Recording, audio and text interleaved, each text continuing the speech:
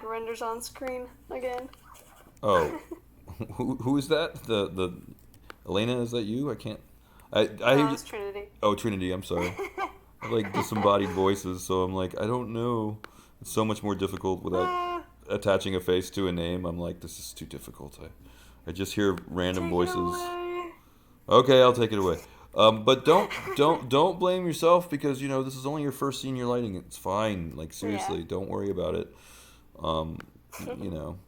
But do worry about using Arnold and getting better with lighting with Arnold. Of So course. Yeah. yeah. So let's do something a little different. Let's do something a little interesting that I haven't covered yet. This is outdoor lighting that we've been covering. Normally I can just hide the light. It will turn it off. I hit the H button. Everything goes black. It's like turning off a light switch, right? And that works for most lights. And I would say like for the point lights, for example, I've got these turned on. I hope I'm streaming in Twitch, so I hope that's all working. So if this is my main source of light, I would probably just want my point lights on. You should still, by the way, keep your skylight on or sky dome on. Sorry, for your fill light all the time. But you might want to just turn down the intensity. So if I want something that's like a much more romantic thing, I guess, and the candle is producing most of the light, then it's fine to turn down your sky dome to something really, really low. Like I've got it at 0.3. That's pretty low. I could get it as low as zero point 0.1. Don't worry about what the scene looks like or the viewport looks like with the 7 button on. That's just meant to give you a very, very rough idea. I repeat, rough idea. So the lighting in your viewport is more about the directionality of the lights. So hopefully you guys can see that I'm rendering with my render camera and I'm rendering in Arnold. I'm using the old school renderer because again, I kind of want I want stability, especially when I'm streaming. But don't be afraid to use the interactive renderer on the Arnold shelf because again, some of you guys I feel like yeah, you definitely have some badass computers. So if you have an i7, if you have an i7 with an NVIDIA processor, don't be shy about using that interactive renderer. Also, I just clicked escape. So I escaped out of the render because I definitely felt like my light coming in, my fill light might be a little too low. And I also question, like for example, how low these point lights are. I want them maybe to float a little bit higher, for example. A little bit. Sort of imagine the middle of the flame, I guess. And you could also saturate the color a little bit more. How much you saturate your candlelight is also based a lot on your photo reference. So don't be afraid to just look at your photo reference and be like, that's really orange, And that's fine. I don't generally like the lights to be overly saturated, but candlelight does produce a very warm effect. And I got this at 1500. If you set your decay rate here with this drop down, you should be able to see that effect with the 7 button. Meaning that if I have the 7 button on and I have this set to quadratic decay, then the intensities should be a lot more accurate. See, I'm actually seeing the intensity of my point light change, and I'm getting a pretty accurate representation of that. And note that I'm up here at like 2000, 3000 or whatever. If this drop down is set to no decay, you can see it's just completely blown out. And this might be on somehow, so just make sure you're always on quadratic. Quadratic is real world decay. This is how light actually falls off and dissipates across distance. So light decay rate, this is correct for the real world. So leave quadratic on. This should be on by default. So if you're wondering why you have to crank your lights like really high, it's probably because your quadratic decay is on by default. This one's 1500, so then logically this one should also be 1500. Or, oh, and actually, if you want to get all, like, let's get really technical, guys. We want really real world stuff here as much as possible. So my color, I'm just like, I just want an orange candle. Yeah, okay, fine. Orange light from a candle. Yeah, makes sense. Open up Arnold. We've got a menu. Let's get really crazy realistic. Use color temperature. If I use color temperature, yes, I could use my slider, and yes, the swatch would change color. And note that here at 3630, it's kind of close to this. Now, This, by the way, this color temperature, this is Kelvin. This Kelvin overrides this. So once I start using color temperature, this is completely overridden. It just throws this away, or at least the color.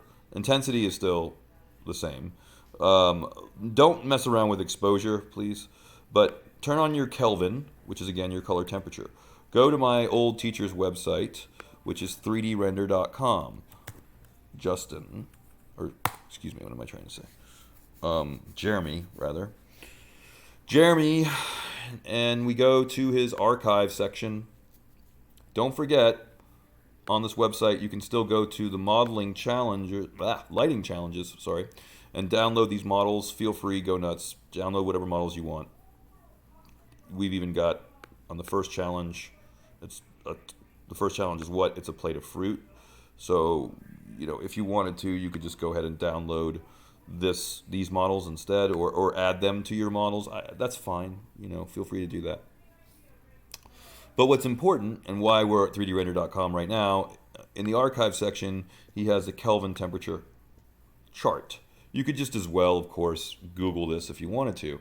But if we look at this, we might see a candle flame is between 1850 and 1930. So, I don't know, let's go with 1900. See what it looks like. So, that's really orange. Now you're starting to see what I mean about these candles needing to be pretty warm, right? I mean, I was just guessing up here, but now I've got like precise Kelvin measurements. And I have some pretty orange light. So I open up either renderer. If you have a fancy computer, maybe you can handle the Arnold Interactive Renderer. And then make sure, if you're using the Arnold Interactive Renderer, to switch the camera to the render camera. Then there's a play button, and you should hopefully, if your computer doesn't crash, you should see the results. Wow. Really orange lighting here. Woo, super orange. I don't know why it's still rendering the perspective. It's a little strange. It looks very much like the perspective to me. Hold on.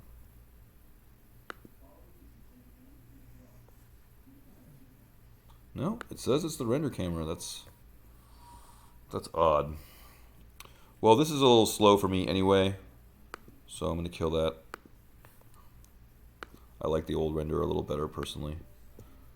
It's more stable. I don't know if it's faster, but it feels faster because it's not constantly rendering interactively all the time. So the Arnold Interactive Renderer as well as Keyshot are both interactive, and that's sort of the new hotness, I guess you could say. And that's where everything's going.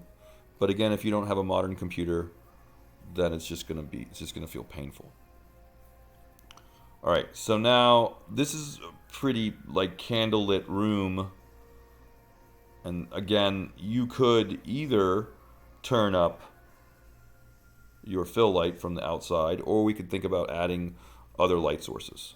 So what I want to go over now, I kind of like my color a little bit more, even though this is the correct Kelvin.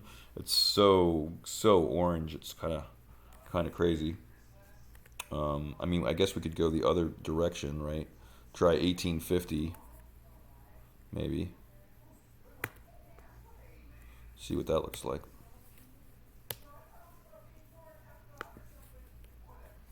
Remember, the escape key will escape out of your render. So check your Kelvin on your light sources. Are we talking about a lamp? There's your Kelvin for lamp. Are we talking about sun at noon or normal sunlight? There's your normal daylight Kelvin. And of course, then we have sunrise and sunset down here, So this is supposed to be super accurate. I'll let you guys decide if you want to use your Kelvin measurements or if you just want to play with your own colors. I'm not going to be a Nazi about that. I'm just going to say that you can go either direction and you can kind of decide for yourself which you prefer. I almost feel like you learn more when you eyeball color, just like you learn more by matching color, and you learn more. And for God's sakes, use your render region. Really, please use the render region. Somebody interrupt me. Somebody who has questions. Anybody? I want to throw some more lights up. Who has questions? Can you hear me? Um, I'm thinking about making kind of like a wizarding kind of scene, and I want to put some sort of like crystal ball in there. I Yeah. don't know if that sounds ridiculous, but No, it's not um, ridiculous. Not ridiculous at all. I mean, I we're know that not. might be kind of difficult to explain right now, but I don't know. Kind of like a softer, glowing light that Mm-hmm. comes from an object. Is that Yes. possible? Like you can Yes. make a polygon? Yes. Okay. Yeah, actually, let's talk about. Okay, I want to do a couple things here. I want to talk about compositing flame and fire, and then let's do like a light emitting object as well, because that's definitely a Okay. good idea, without a doubt. I'm also starting to get fireflies, so I'm getting some sampling issues, and I would like to address that really quick. So I don't know if you guys could. I hit the escape button to kill the render. Stop my. By the way, if you can hit the escape button on your render within the first few seconds, it's usually better than waiting. But if I zoom in, what have I got here? Everybody see this? Does everybody see the problem? I got dots. Do you see this noise? Dot dot dot dot dot dot dot Mhm. dot. Those are fireflies. Those are sampling issues. So the way we get rid of it is in our lights, and people have been asking me this online in Discord. So please write this down. Whatever you need to do in every light or almost every light, when you select the light and you go to the attributes, which is again Control A, look in the light shape tab in Arnold where the color temperature is. We have samples right there. So if you turn up your samples to say 4, just like we turned up in the Sky Dome, and that's another place where you probably want to turn your samples up.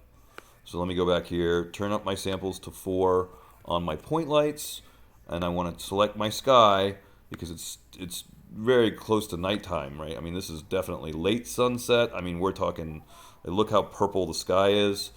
It's very dim. So you can turn this up a little bit, maybe not too much. Remember that your sky is meant to be your fill light. Oh, and look, there's even color temperature here. Again, that's probably going to override this, but you could even use the Kelvin for sunset. Let's try it. Why not? Sunrise, sunset, 2000. So I feel like that would actually override the photo, but I don't know. Wow, now we've got super orange. And don't forget to turn your samples up here as well to 4. So now I've got samples on the point light at 4, and I got samples at my sky dome with 4, and render region, guys. Seriously, there's no reason to always be rendering the whole image. That's just crazy talk. Just use your render region, and when you get your lighting looking good and you're happy with your lighting, that's when you want to render the whole frame. And for right now, for what's due on your blog, 720 or 800, like those are fine resolutions. You don't need to have 1280 or 19 whatever. Like you don't have to have HD right now on your blog. You don't have to. Oh my god, that's so orange. That's insanely orange. I'm gonna veto that orange. So turn off the color temperature on the sky dome because then again we just get this solid orange color. We want our color to come from our HDR. That's why we have this plugged in. That's why we use it. So obviously don't use color temperature on your sky dome unless you want just this color orange for your sky, and that's all you get. Um, so yeah, I prefer the older. And look, I could just make this super thin strip. I don't have to render, guys, even half the image. You know, I just want to see what the lighting looks like. That's all I care about. So I can render a thin strip, and that gives me an idea of how much higher the intensity for my fill light is on the sky dome versus the candle light. So please do not. Oh, that's so much better. I'm liking that much more, right? And so if you're liking it, then maybe you want to render a little bit more. Maybe you want to do a quarter or something. But this should save time, so you're not always rendering so much all the time. Give your computer a break, right? Okay, everybody, right now, I want you to Google. Everybody, please Google IES Light Profile. Is what it's called, and I will do this as well.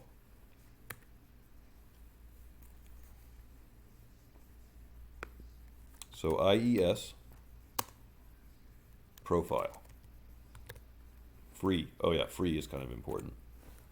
I don't know why they would cost any money, but maybe there's some out there they're charging for. I don't know. IES profiles free. Now, you should get a few different places where you can get these. There's lots of websites that have them because, again, they are free. They should be free. So, oh God, what's going on? While it's rendering, it just goes super slow for me. Okay, there we go. Now it finished rendering. You can see what the corner looks like. It's still very purple, but I am getting rid of those fireflies. So I hate to say it, but in order to keep like pushing your sampling, oh God, did not mean to dock my render view. So if you the fireflies or the noise slowly going away, so you can turn up your sampling on your light, or another place you can turn up your sampling is actually in your render settings. That's going to be your 1, 2, 3, fourth gear. Sorry, fourth slate with a gear. That's what I was trying to say. And so for those of you that are still getting noise, even after you turn up your samples here, you could actually go to your Arnold renderer tab and turn up your samples here. This is really going to force everything to work a lot harder, and your renders, oh, this is cool. You can turn on progressive renderer. So by turning up the samples here, you think, oh, I'm going from 2 to 3. It's not that much of a bump, right? Right? Well, look at this. If your diffuse samples, which by default are at 1, what you're really getting is a minimum of 9 samples and a maximum of 81. If I turn my diffuse samples up to 4 and I hit enter, now suddenly I'm going right to 144 max. So I want you to understand that this is just, these numbers are very, very small, anti-aliasing, but the real numbers are the ones above.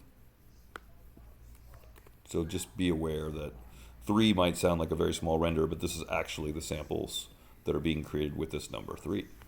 I know that just seems like black magic, but the best way I can explain it is the higher these numbers are, so if I have these at 4, 5, and 6, your renders can take hours. I repeat, hours and hours, maybe even days. So keep these numbers as small as you can, as long as you can, and only bump them up a little bit by little bit if you need to start fixing issues with noise. So wherever I have like fireflies or wherever I have any noise that I'm trying to fix, then you can fix these 2 ways. You can turn up the samples in the light itself, like there's obviously in your sky dome, your samples need to be 4, and you can turn the samples up even in your point light as well. And that gets rid of your noise. You can turn up the samples in your area light. Whenever you turn up samples anywhere, it's going to make everything run much slower. Your render time is going to shoot through the roof. So just, there's your balance. There's your there's the trick. There's the real magic to fighting noise. I mean, you would like your renders to look like this. So smooth. No noise, no static anywhere. Well, except for maybe some compression over here, but that's fine. Right? So we're always aiming for very smooth gradients, no noise. And anybody got questions before I keep going?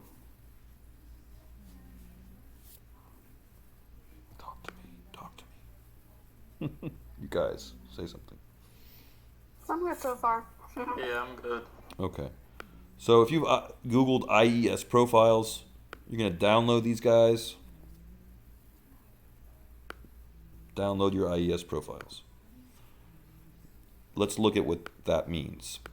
So I'm sure you guys have been in houses or rooms or whatever where we have recessed lighting. This is an example of recessed lighting. So when recessed lighting is on, it has a light bulb in there that throws a pattern onto the wall. The shadow pattern here.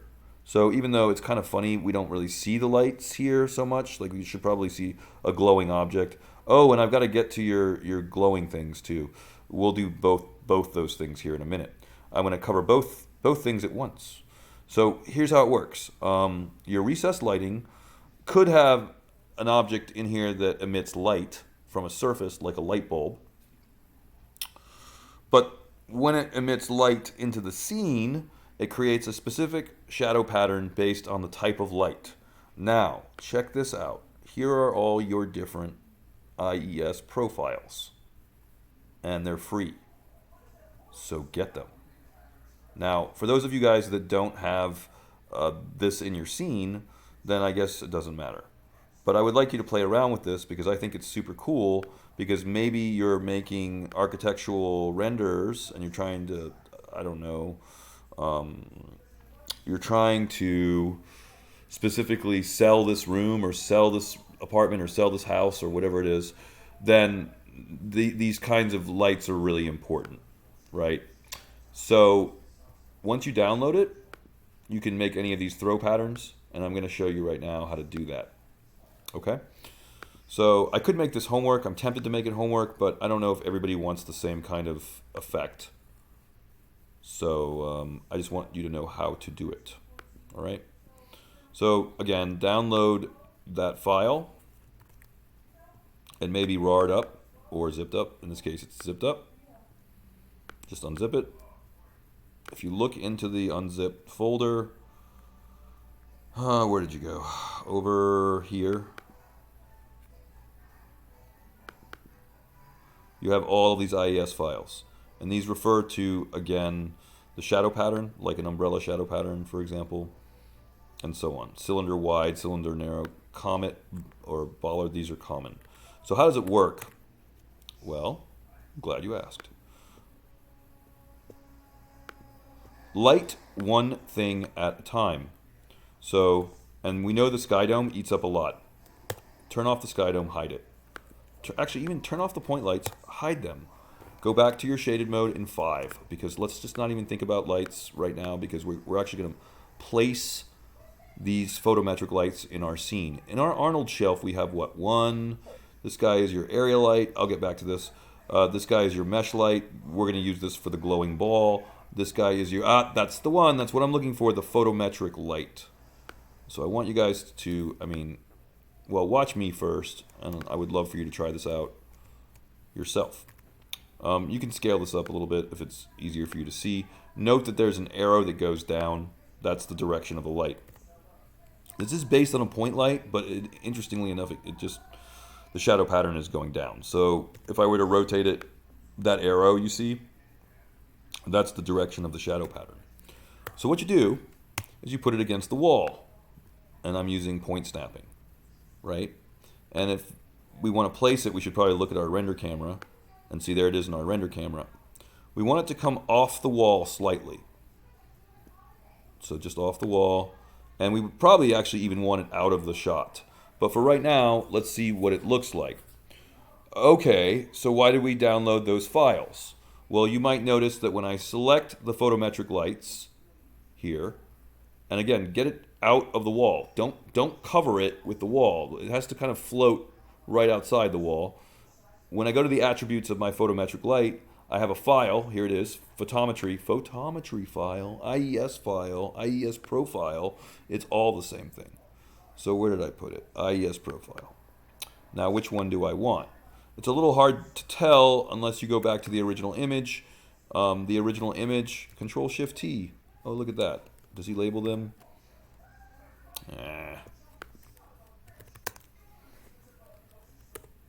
He doesn't label them. That's annoying. Sometimes they're labeled. These are just numbered, not actually, well. You can find, see there's umbrella, for example, star focused, overhead, bollard, comet. Let's do bollard because I think that looks cool.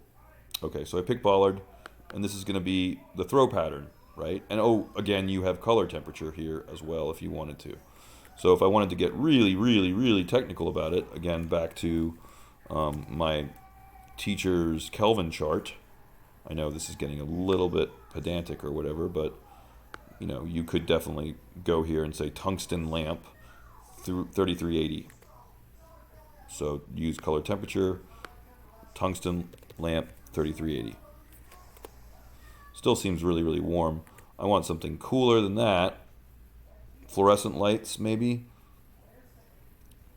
Or household tungsten bulbs, 2500. And you can slide too. I mean, there's no like rule that says, oh, it's getting more warm that way. Let's. Usually the stuff is cooler. I prefer cooler stuff. Again, no rule that says you can't just fudge it a little bit. Or use your own temperature. You can, of course, do this too. Just kind of say, hey, I want kind of slightly off blue light, and I want, you know, at least 4 samples. Let's see what this looks like. I'm a little bit concerned about this guy, but let's just see what it looks like. Open up my render view. Whoops, wrong render view. Let's use the old one. And then where we know the light is, let's say over the candle. I'll just draw a little render region. See what happens. So this is meant to give a really cool shadow pattern on the wall. So obviously you want it close to the wall.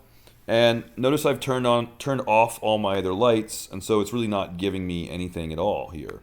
So then if I know, well, that's just because of quadratic decay, we can just keep on cranking up the intensity until we start to see something. But I really want you guys to note that I have all my other lights turned off. Oh, yeah, we totally are. Up there at the top, you can see it. So then maybe I want to bring it out and down a little bit more. And let's see if, and like again, it's okay just to render a very small part of the scene, because I'm just basically just testing out the light right now. I want to see if I need to make it a lot brighter, or yeah, okay. That profile is kind of interesting. That's the shadow pattern I'm getting, which is kind of interesting, but I kind of think Comet might be what I want instead. But you guys can pick, you know, and this is again for your Architectural Digest cover. I don't know, what the recessed lighting that you want to use or the shadow pattern that you want to create. Now you know how to do it. That looks cool. I like that. So then now we get this comet effect, and I want this to be out of the shot, right? So this is really important, guys. I know I keep saying that, but some of you guys are struggling with what is going to render here versus here. This icon, it's like a blue circle in a white box. That turns on your resolution gate, and then I can see what's outside of it. In other words, this is in the resolution gate, this is out of the resolution gate.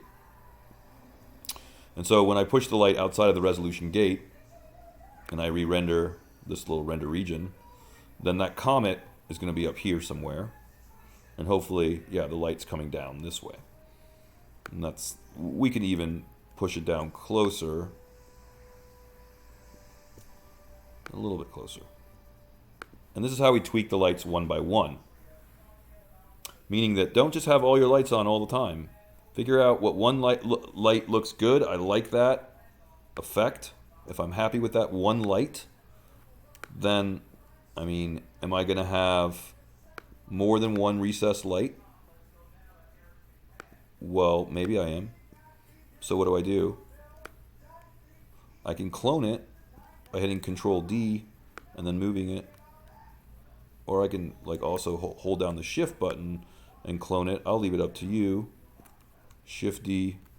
Well, if we use Control D, which I prefer personally, but that's only because I'm old school. The reason again, you can hold down Shift and clone it that way. But if I hit Control D and move this guy over here, then I can hit Shift D and Shift D again, and that duplicates with the transform. So the lights are kind of against, oh, they're so not against the wall. I was hoping they would be, but let's do that again. All right, let's try this again. So what I wanted to do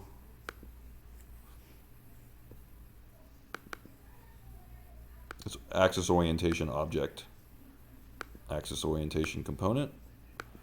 It's just, it really doesn't want to change my axis orientation, but that's okay. Control D, move it. Again, floating outside the wall, Shift D. So now I have 3 lights. 3 lights, maybe maybe one too many. I don't know. But now we can again use render region. I feel like that last one was probably unnecessary. Or I could just go across to the other wall at this point.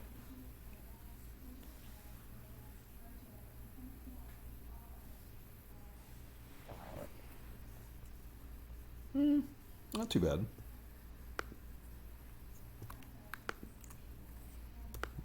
Move them all to the side a little bit more.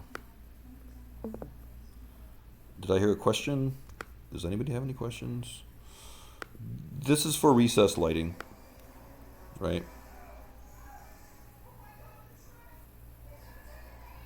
So this is for creating recessed lighting indoors. And, oh, I lost it somehow. Not sure how that happened. I think it's because I moved them. Oh, I know why. It's because I moved them into the wall. This is what I keep telling you guys. Don't move your lights into a wall. They have to float outside. So regardless of what that light is.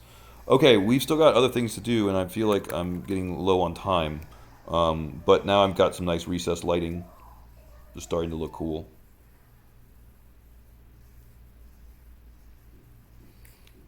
Let's move the lights up just a little bit. Ah, damn it.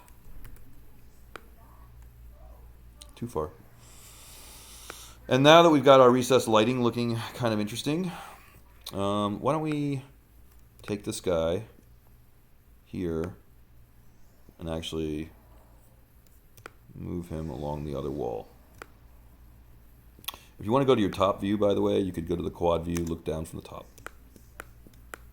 Right. And hit the 4 for wireframe. And this might be an easier way to position your light. So like this guy, maybe I want him to go over here. And this guy, maybe something like this. And this guy, something like this. This is just a top-down view, so it's maybe a little bit easier. Now again, open the eyeball. And okay, I gotta move on. I want to talk about compositing the firelight, and somebody was asking about light-emitting objects, which is really easy as well. So, but now I've got some super cool recessed lighting, and once I'm happy with my recessed lighting, and I'm like, this is definitely cool, I've got this kind of comet throw pattern in the shadow, then turn on your other lights, but do it one at a time, right? So maybe your fill light, again, should be your sky dome. Make sure that's visible. Like in this case, I've turned it off, so I turn the visibility back on. I don't want much light to come from this at all, so turn down the intensity really low. Again, main source of light, right, is what? Always ask yourself that. If the main source of light is the candles, then the point lights should be the brightest thing in the scene. If the main source of light are these IES lights or recessed lights, then those should be the brightest light, and so on and so forth. And then think about, of course, what story you're telling with these lights. But this is why I try to light the scene one light at a time, if I can, because render times kind of shoot through the roof with every light source that I add. I could even make this a little bit darker. Just a little bit. So even 0.08 or 0.06, it's okay if these numbers are super, super small. That's fine. I kind of want the recessed lighting to interplay with the dusk outside or the dying light outside. So I have like low recessed lights that are on a dimmer switch, and I have a very, very pink sunset outside, and then ultimately maybe I have my candles on.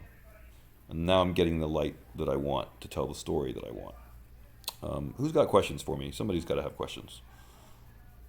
This is some new material.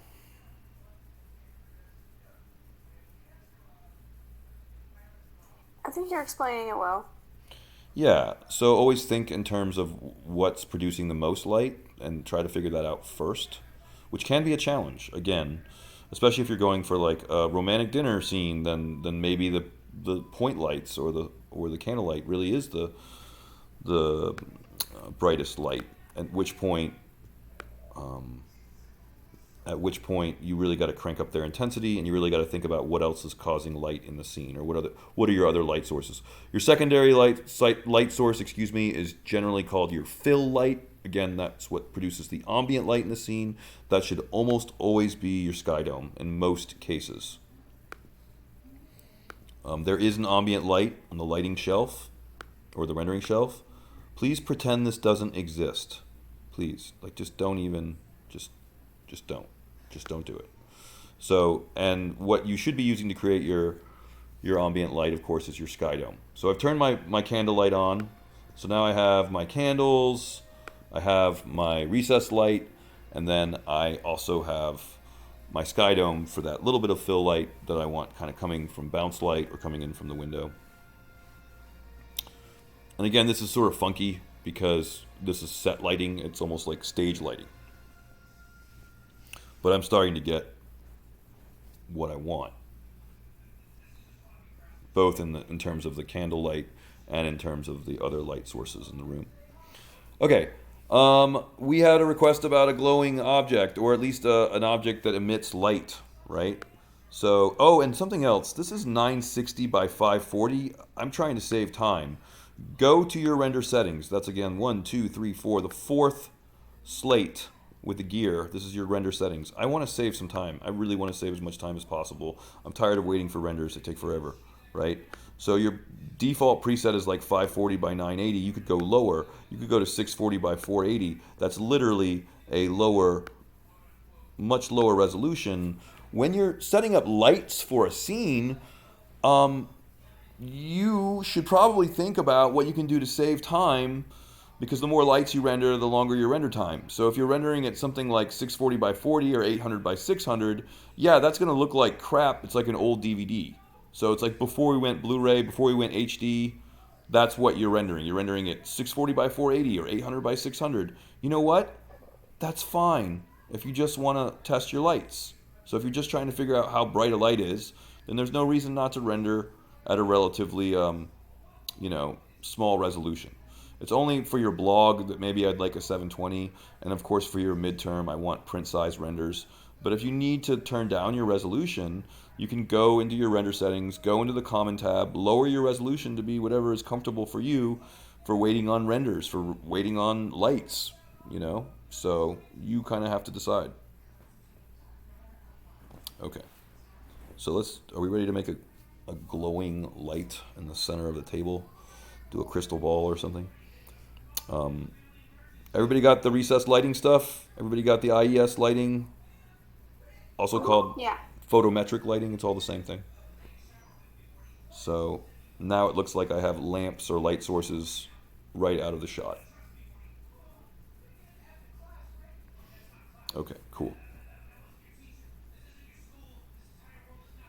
Just watching Rick and Morty in the background. Okay, and remember, whatever you save, you can always compare, like before and after, as long as you remember to click on that save picture icon. And Alt right click will also let you move in, or zoom in, rather, in the render too.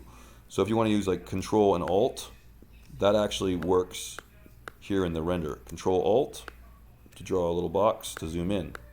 So I'm only rendering this at 640 by 480, but by using Control Alt, I can easily zoom in. And that way my render time is much more manageable. This render only took me a little over a minute and a half, right? So then don't wait forever on your renders. Okay, glowing crystal ball. There's so many different ways to do this. Let's go with... Man, this is a very bright sunset, by the way. So dimming it is kind of strange. But again, I'm using Control and Alt to zoom in. See? I'll go to my table. I'll make it live. Okay, I still have a little bit of time. I make the table live. That's the big magnet here. Table is live. Now when I create a sphere, it's going to create on the table. Immediately turn the magnet off because, I don't need that anymore. And then F for fit. If we hit F for fit, we know we're going to orbit around that object. So if I wanted a little stand for my crystal ball, I'll do the same thing. I'll again make the table live, and I'll go and make a cylinder for the stand. And if you guessed, scaling poly loops, you'd be right. So subdivisions, I don't know, 6. Caps always at least 2, maybe 3. Yeah, sure. That's it. F for fit, so you know you're rotating around it.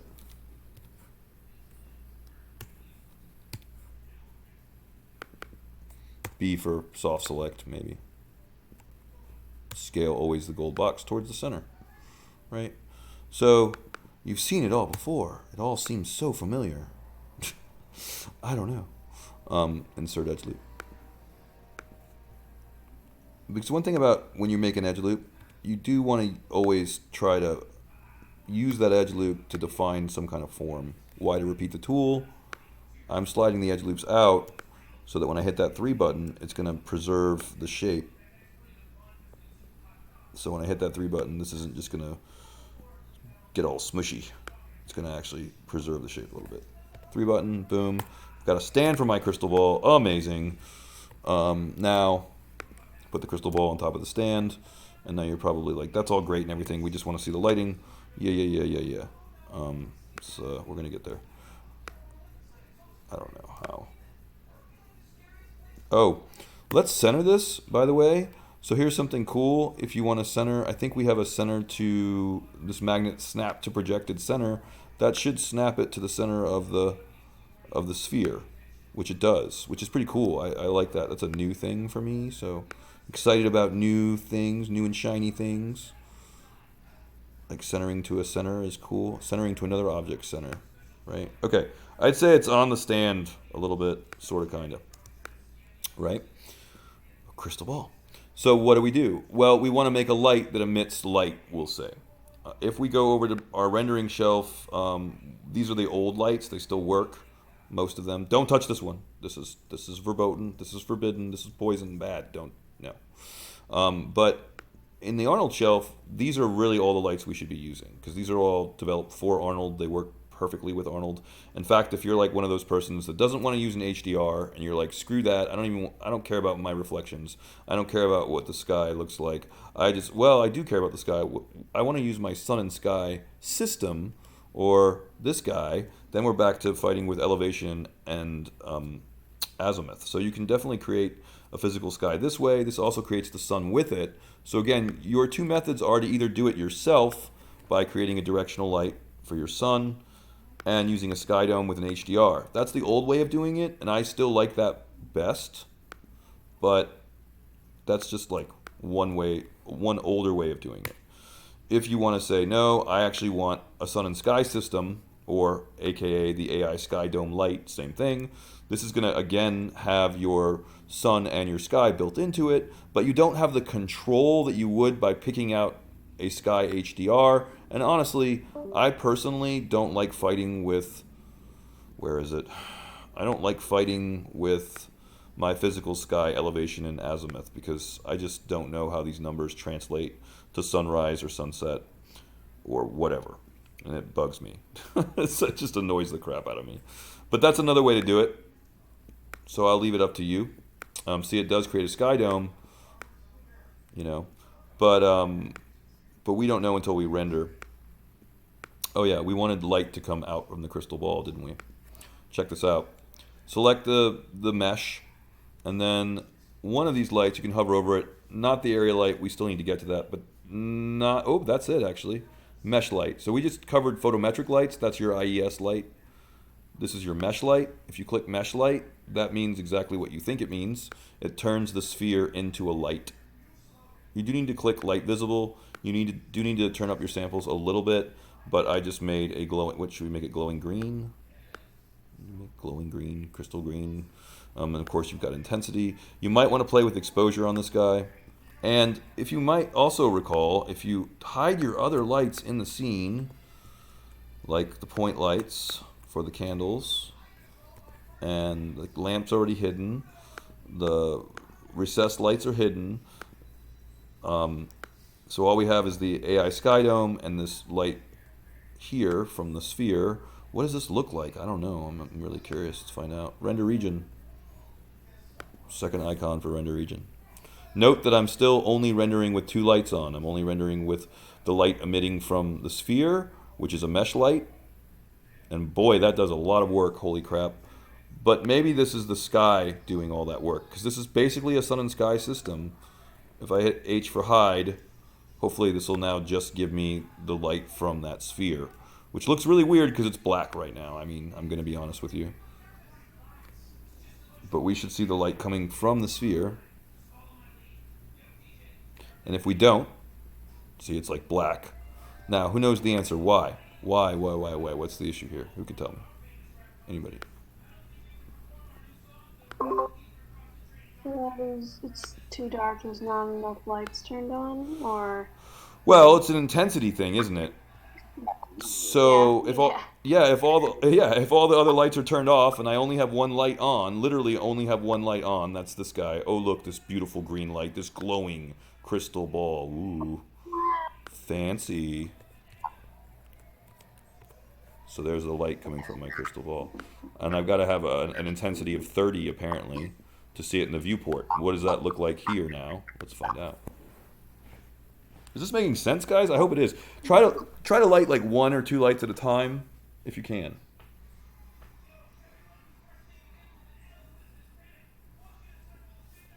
We definitely have a glowing green crystal ball now. And now it's just a question of how bright you want it to be. So this is Is it possible to make the crystal ball kind of reflective, like glass, a glass surface?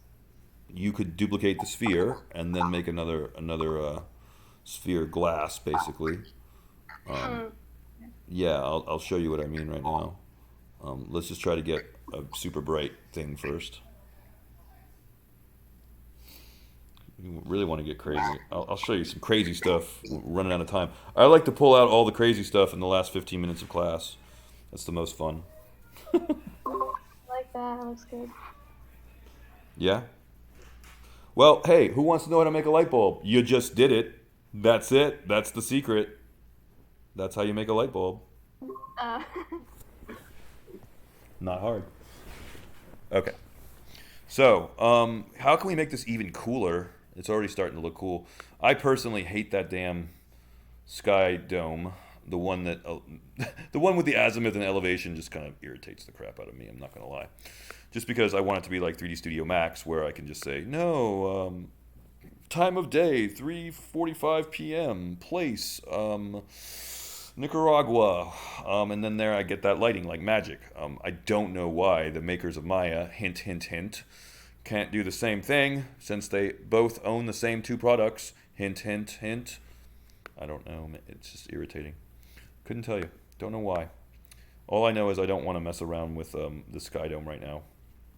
Or I don't want to, specifically, I don't want to mess around with the AI sky and sun system, which is what this is.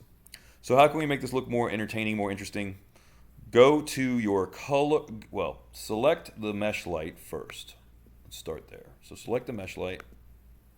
And in color, this might also work for intensity, but let's do it through color first, because I suspect that that might be a better way to do it. Now, normally I can feed in some kind of file for a texture here or a checkerboard, which also might look cool. I just want to put in some noise. So I could put in like simplex noise, and this is the noise that I'm getting. We can then play around with this. This is called procedural, well, it's procedural generation. These sliders basically mean that you're using an algorithm to play with these values like amplitude and scale for this noise. Now, why am I doing this? Like, what's the point? I'm kind of curious if I add some noise in the color, if that's going to affect my light. In what way? I also have the ability to do that in intensity too. Wow, it definitely did. But sadly, it did not. Oh, that's fascinating. It changed the color to be white. So we don't have any green anymore. Boo. Oh, stop. See, this is when the escape button breaks. Oh no, it's working. Cool. If you see this information at the bottom, then you've escaped out of your render. So maybe now if I put the scale back up a little bit, and then again re-render a little box, you guys probably are noting right now that this is not creating green light, and it's not. So that's accurate. That's true. But this pattern of noise should still hopefully create that pattern as shadows, which I'm just sort of curious if that works. Not as well as I'd hoped.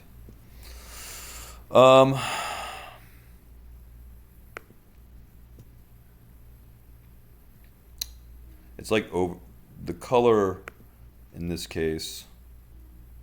We've got a tint back to green again. We've got noise, which is cool, but it's not doing much with the shadows. and honestly, it's not doing anything with the light either. So this is what we're going to do. If I want to break this connection, that is to say I don't want this map to go through color anymore, I can right click on the word color, I can say break connection. Because I want to go back to that bright green, I kind of liked it.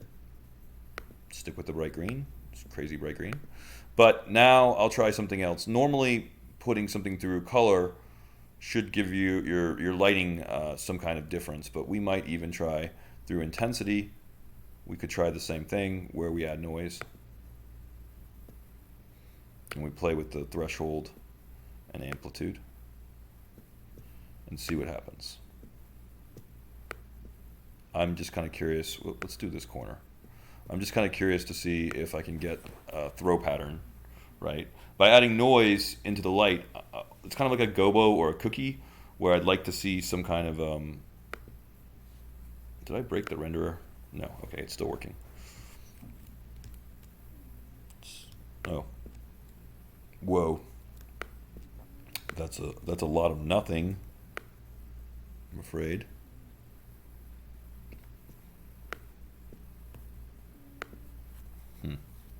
Well, I got to take these last few minutes to do the flame composite. So that was not what I had hoped for. I was really hoping to get a lot more out of that. Let's crank up the intensity a lot.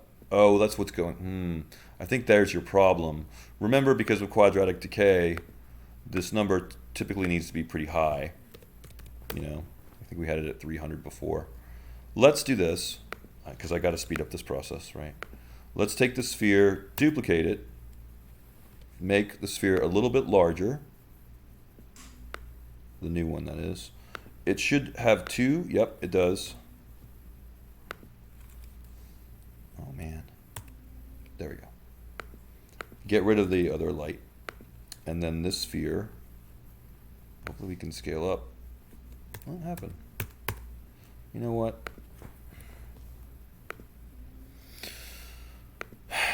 It's not making a regular sphere. I just want a regular sphere. Sorry. And I gotta speed this up a lot. But watch what I do here. I take this sphere and I try to match it to the one that is the light.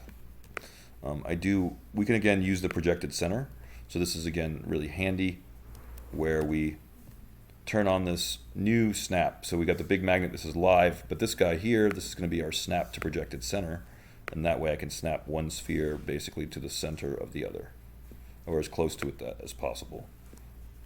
It's trying to guess what the center is. This is going to be glass and also have some thickness. So if we extrude this guy, we want to give him some thickness, and we extrude out with thickness, actually local translate Z. We don't want it black, do we? We learned that the other day. So we'll translate in. And now this guy is going to be made out of glass. We want the glowing light inside, however. So take the original sphere that you've created. This is what's making the light, and put it inside the glass sphere. Then, okay, fine. I guess I'll go into some material stuff since we want a crystal ball. And now under Arnold, shader, AI standard surface. And I'm running out of time. Oh no. Then we have a glass preset. We have a frost. Don't use the frosted glass. Just trust me. Use the regular glass. Click replace. Then take that new sphere, which is your crystal ball. I mean, always name your stuff. But point is, this guy gets that glass shader. Right click, assign material. Now, let's see what this looks like. I'm genuinely curious.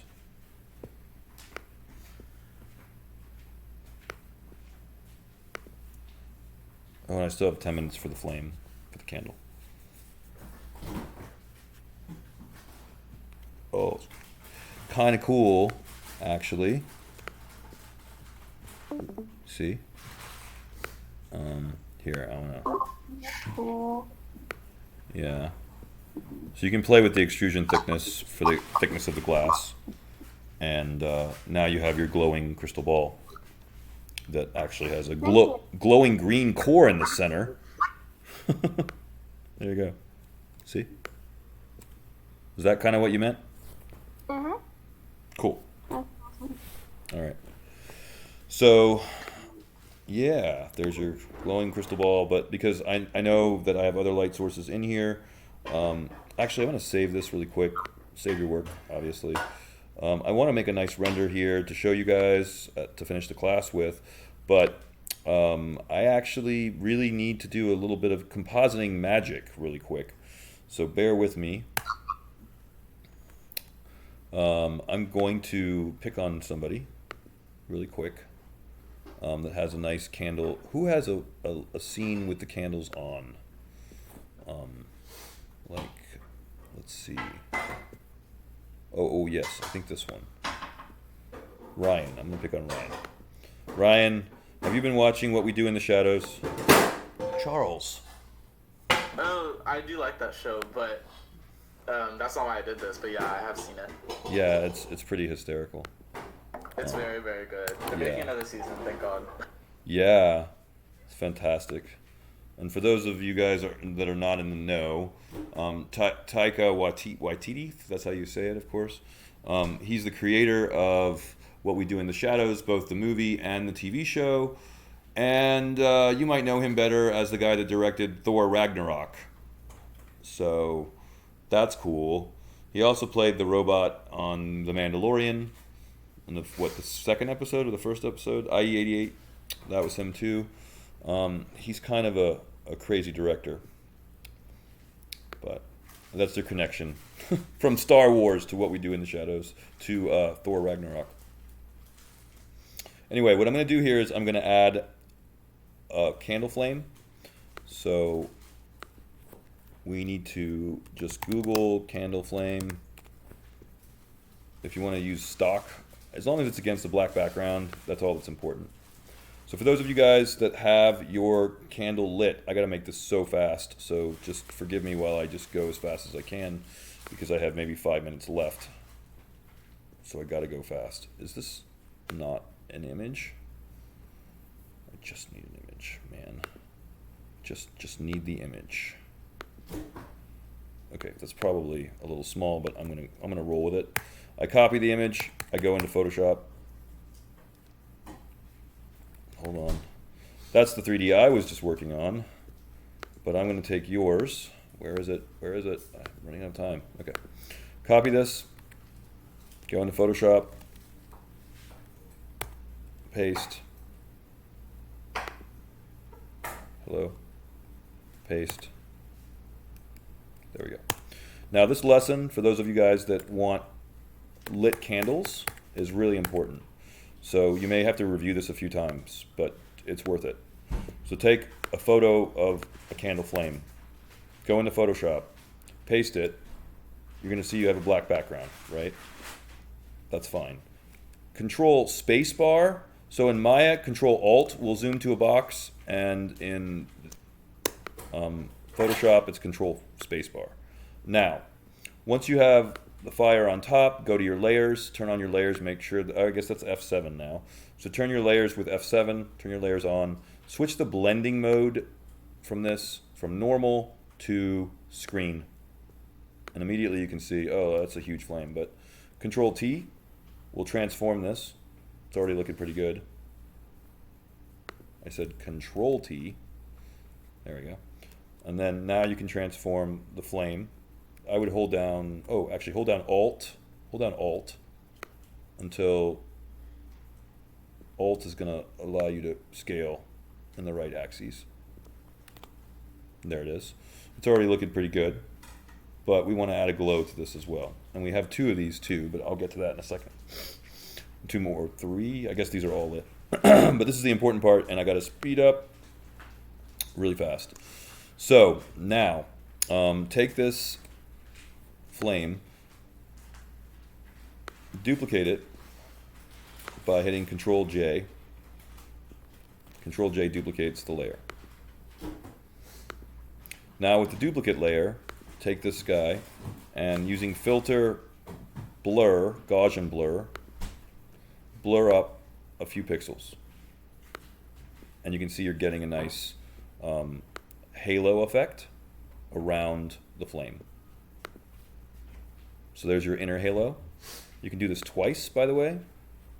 Duplicate it again. Put this one on top. Now, this glow, go back to Gaussian blur. Only this guy, you want a lot more. And this is your outer glow. Like that. Then, you can adjust the opacity of these layers to taste.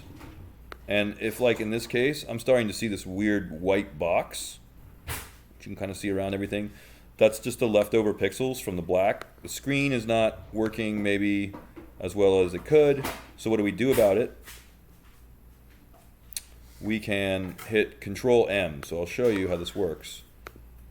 Hit Control M. Hopefully you guys can see this box I'm talking about. Note right here. I zoom in. I can't zoom in that much farther. But there's definitely a box right here. So then take the glow, hit Control M. It's your color curves here. Pull down your color curves. And as you pull down the color curves, you should see, or if you pull up, then you can really see that box is very apparent. Right? So pull down the color curves basically until it goes away. Or, you know, you could also erase if you wanted to. Just simply use your eraser and erase out the box. That's another option. That's fine. Control J will duplicate, and of course every time you duplicate you get more of a glow. This is a way that you can make a glow on a flame. See how that works? And I just duplicated it 2 or 3 times with the screen mode on and then merged down. And here's again the outer glow. If you need to erase out some of the stuff, that's fine too. I also find that color dodge can work to make a very glowy thing. Yeah, well, this is just how Jeremy Byrne taught me how to composite fire, flame, and glow for candles. And then if you group this guy together, Control G is the same thing in Maya as it is in Photoshop. Then we have 2 groups if we duplicate it, right? And I feel like the square is a little bit too, whoops. Can I move both groups around at once? Maybe? No, it's just, I guess I'll have to merge it down. But there you go. There's your glowing candlelight, right? Probably need to erase out those boxes a little bit more. I feel like maybe tweaking those color curves too might help. But yeah, like if you need to erase, you can. How does that look for you guys? We're oh god, we're at 3:20. I cannot believe we're right on time. Is that correct? Right on time. Oh my god. On time. How does that look, you guys? Better? Yes, no? Really good. Yeah. Cool. So there you go. Add fire to your candle flame, to your candlelight. That's your homework assignment if you have that in your narrative. If that supports your narrative, if that's what you want your scene, now you know how to do it. If you don't have any lit candles, then don't worry about adding fire or flame. That should be the last thing you do, by the way. So literally the last thing you should do to your render is add these are post effects. So don't worry about compositing your fire or your candle flame until it's like literally the last thing you do before you post it on your blog. Got it? So this is a post-process effect. It's compositing. It's what we use After Effects, Photoshop, and Nuke if you're in the big leagues. And that's the last thing that we want to do. You know, obviously we have a lot more to do with lighting, and we have a lot more to do with our glowing crystal ball and all that stuff. So I guess I'm going to make one big render with my point lights on, and that's going to take a while. So I'll turn on my candle light. I'll turn on my photometric IES lights, and I'll turn on my sky dome, and that's going to make all my render time just shoot through the roof, and that means I'm going to sign off because this is going to take too long to render. Even at 640 by 480, it's going to take a while. So, group your lights together. We call it a light rig. Just go ahead and select your lights in the outliner and group them together. That makes them easier to manage. If you have questions, ask me on Discord. If you have questions, email me those questions. For those of you that are having huge technical problems, let's talk about it outside of class. Hey, that didn't take that long to render, but I also feel like the Sky Dome thinks it's the middle of the day. So then, let's kill that Sky Dome by either hiding it or deleting it. Because this is why we use a custom Sky Dome versus using Maya's Sun and Sky system. Now you know why. I have a lot more control over my custom Sky Dome. With Maya's Sun and Sky system, I get to fight with azimuth and elevation and all of the other crazy settings in the attribute editor. I guess that's it, guys. I don't want to make you have to wait for this render, but if you have questions that you can vocalize quickly, I guess I have to say goodbye soon. So, your glowing crystal ball with candlelight and some nice recessed lighting. Yeah. Put the recessed lighting in your scene if you want. Try playing around with IES lights for homework. Try playing around with mesh lights for homework. Try well, really, what's your homework really? Ultimately, fix your 3D lighting. Finalize your 3D lighting. Finalize your 3D modeling. When we start up again on Tuesday, I need to get into UV unwrapping, material development, surface development, texture, and so on. So we got to wrap up the lighting and modeling, basically.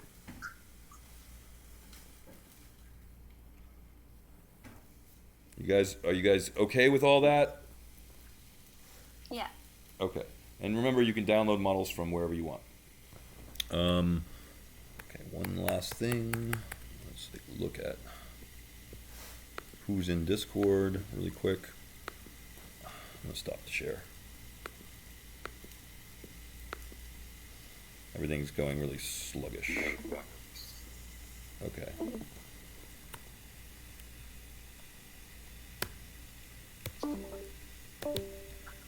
There we go. Okay, I guess that's goodbye, guys, unless you have further questions. Bye, thank you. Okay, see you on Tuesday. Bye, weekend. You too. Bye. Bye.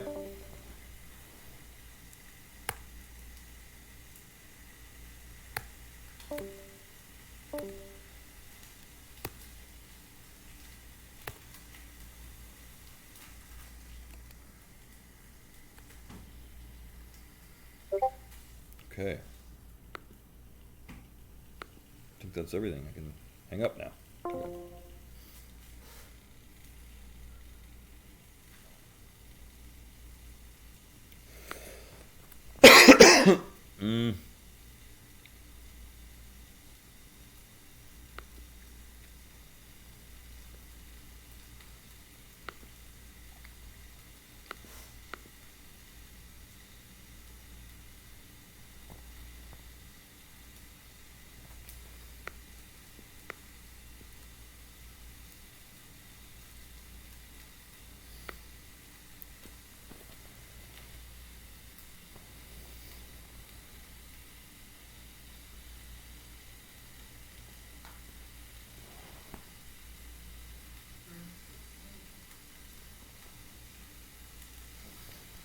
I can take a little break.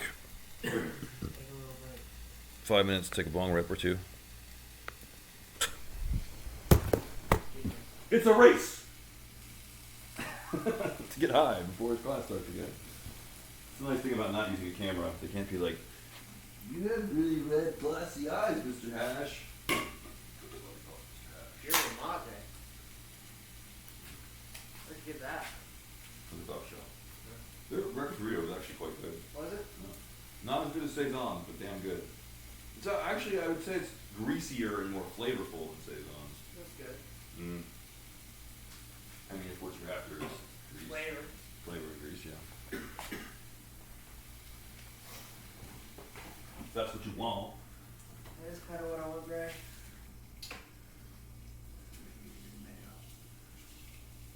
I know you hate it. It's true. Not gonna lie.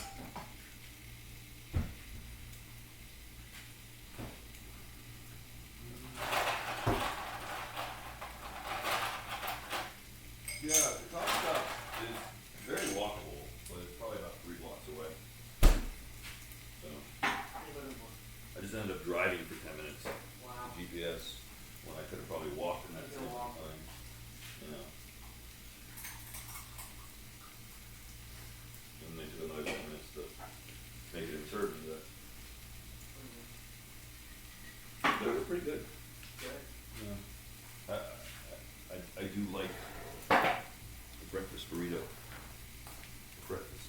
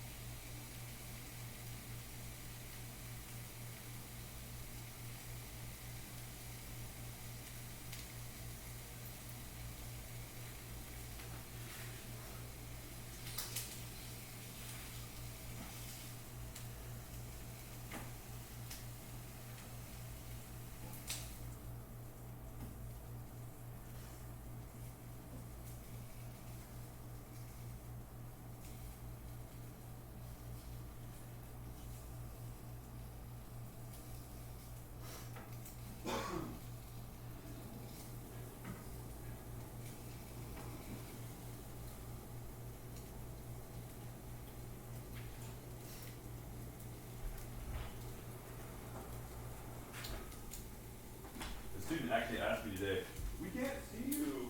Why is your camera on? Because I don't want it to be on. Yeah, I know. I felt like saying, well, actually, I did say I didn't know that was a requirement. How many of my students have their cameras off since this pandemic started? 3/4 or more? No, almost all of them. So why, if every single student, maybe 10 to 20% of the students in the class have their camera on. So why on earth do they think I have to have it on exactly? I So don't you get it. don't fall asleep watching your video. So what is an image of me gonna help that? What am I wearing? Funny glasses? I Like I feel don't. like they're engaging with a real person. Yeah. Yeah. All right. Fuck you. I'm just saying, it's gonna kind of make sense. Fuck you, Charles. Alright. I had to take like 3 bong hits really fast. I don't have time for your shit.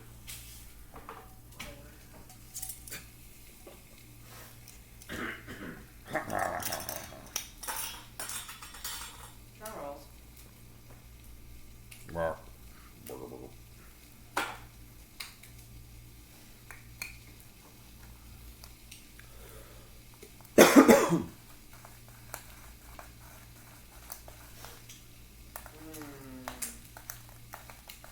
Ham. Spam? Ham. Spam. This is ham. Spam. It's actually ham. Which is in spam.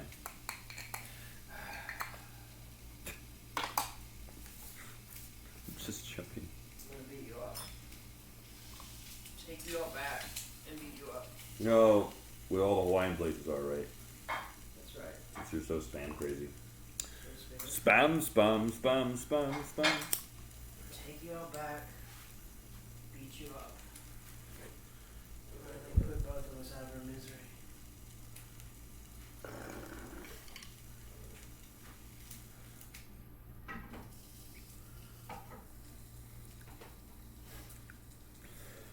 Spam, spam, spam. Stop talking about spam. Huh? Stop talking about spam. You know you love it. You know you love it. Hate spam. Spam's good. Spam's gay? Yeah. Did you just say spam is gay? Yeah. Tell that to all the Hawaiian fighters They like that spam. live off of spam.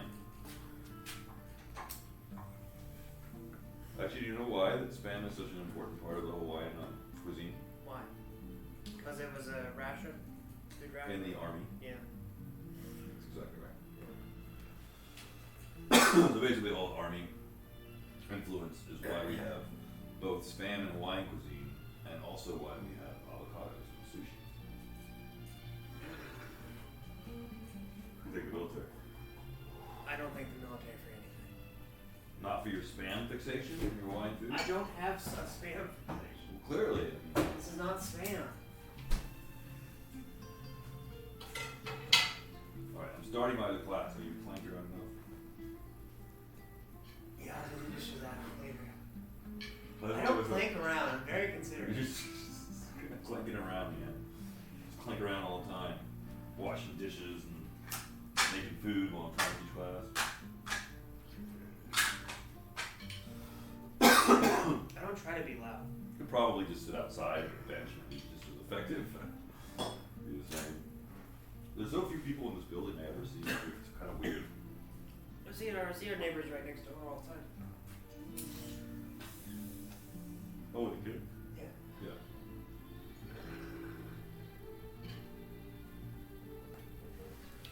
Alright. Guess I gotta start here soon. Are we already at 31? Oh no. You're already late. I'm 1 minute late. I'll take another bong for that.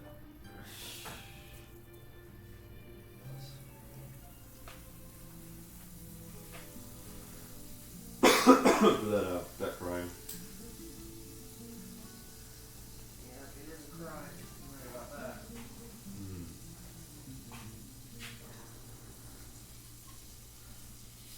Want one more? Okay. Alright,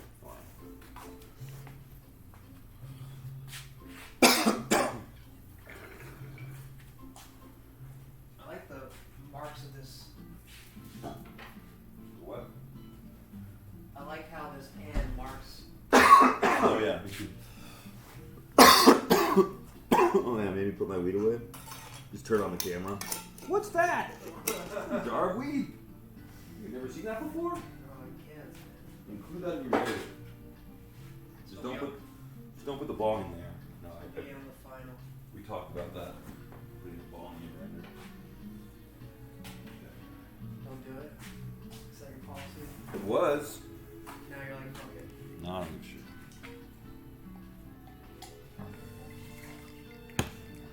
I even told the student today to have a hookah bar or have a hookah cafe. I don't know if you caught that. I was like, yeah, totally. All right, I'm ready. I'm ready to rock. We doing the thing. Here we go.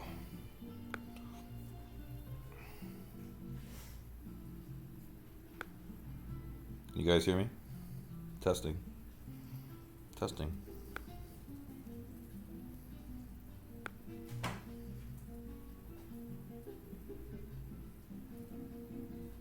It's like waiting room music. Oh, wait, I've got my volume off. There we go. One more time. Testing. What's going on?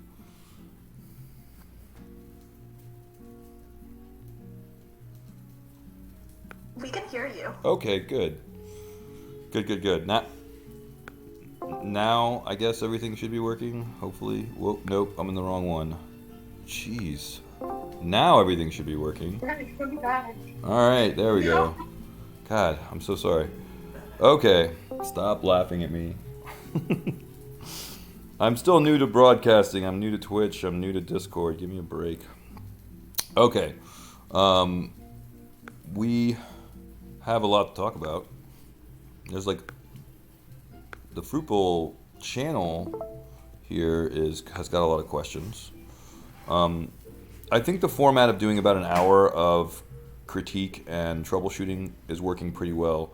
So let's stick with that. So who's got huge questions like why haven't you hit the 3 button on everything? I don't know. But who's got big problems, questions, comments, concerns, issues?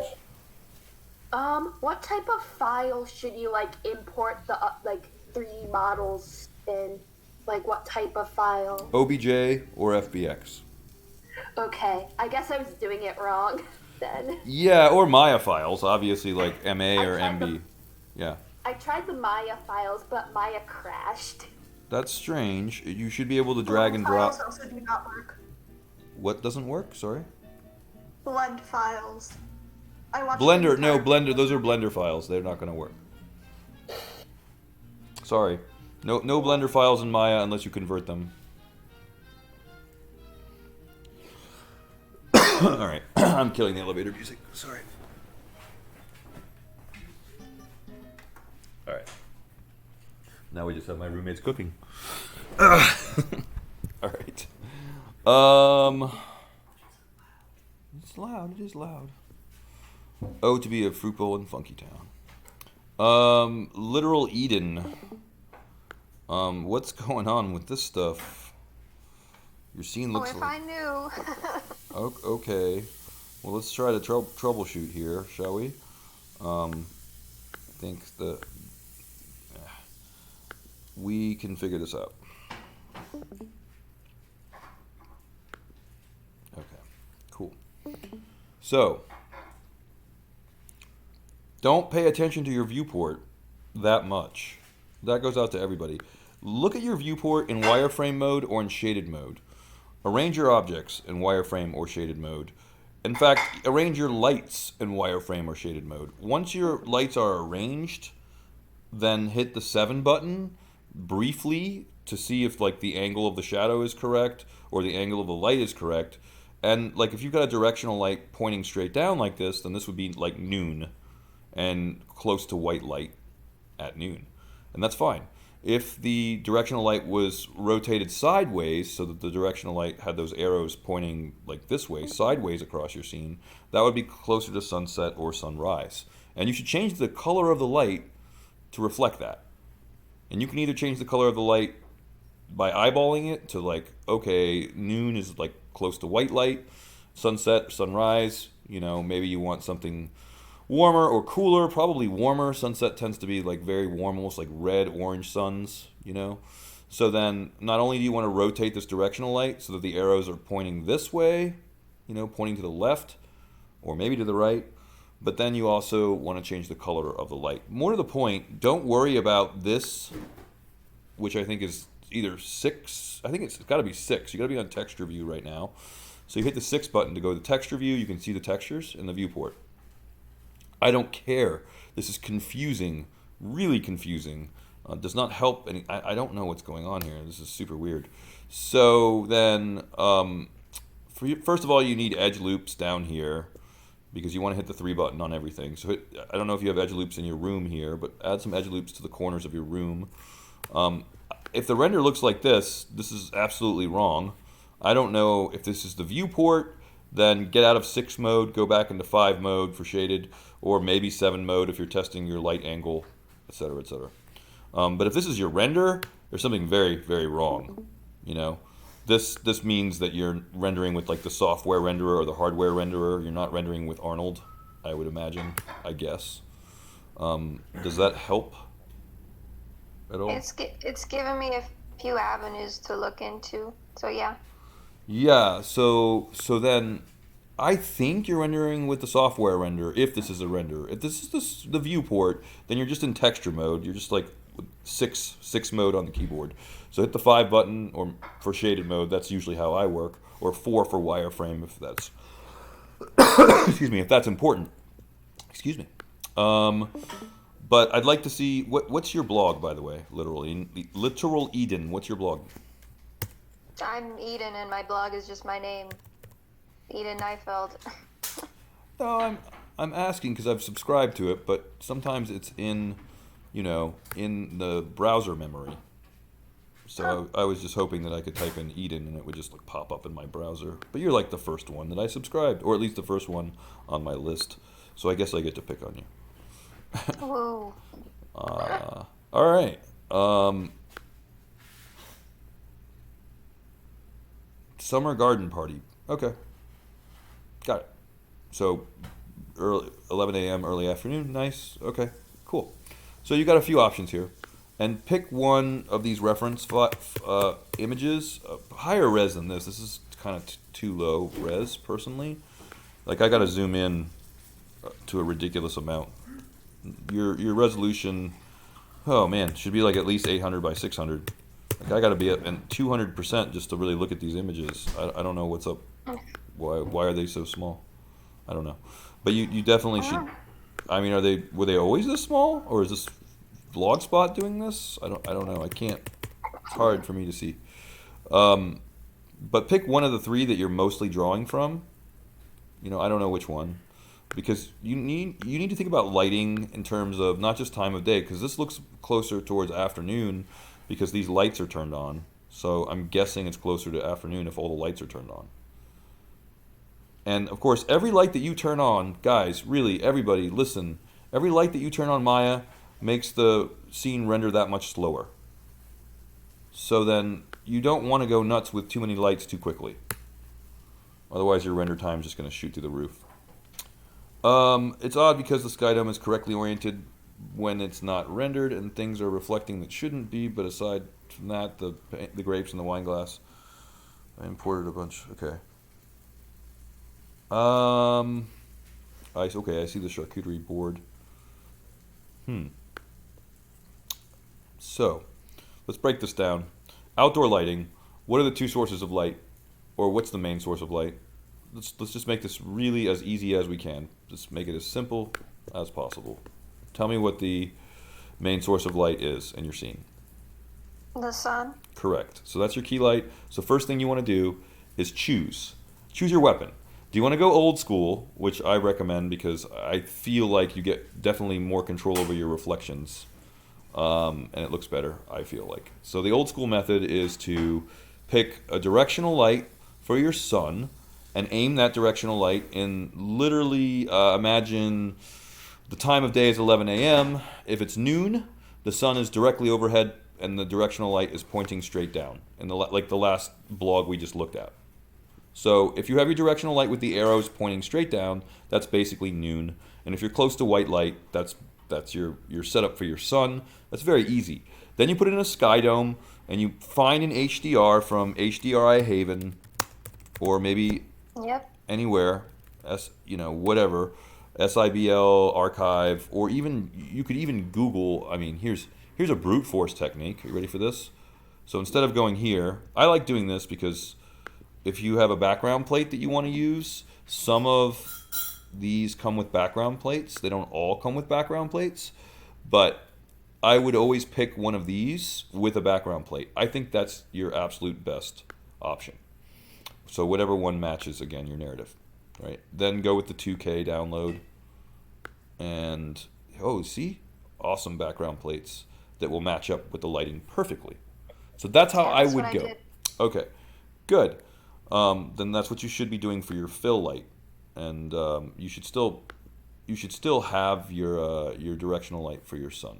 So that's one option, and that's still the one I recommend. If you can't make that work for whatever reason, although I'm sure we can make it work, but just in case you can't, your other option is to use the physical sun and sky, which is physically accurate, but we don't get an easy way to change the time of day other than the elevation and azimuth. And you're more than welcome to play with the elevation and azimuth until you get the time of day that you want. And it's really not that difficult to do that.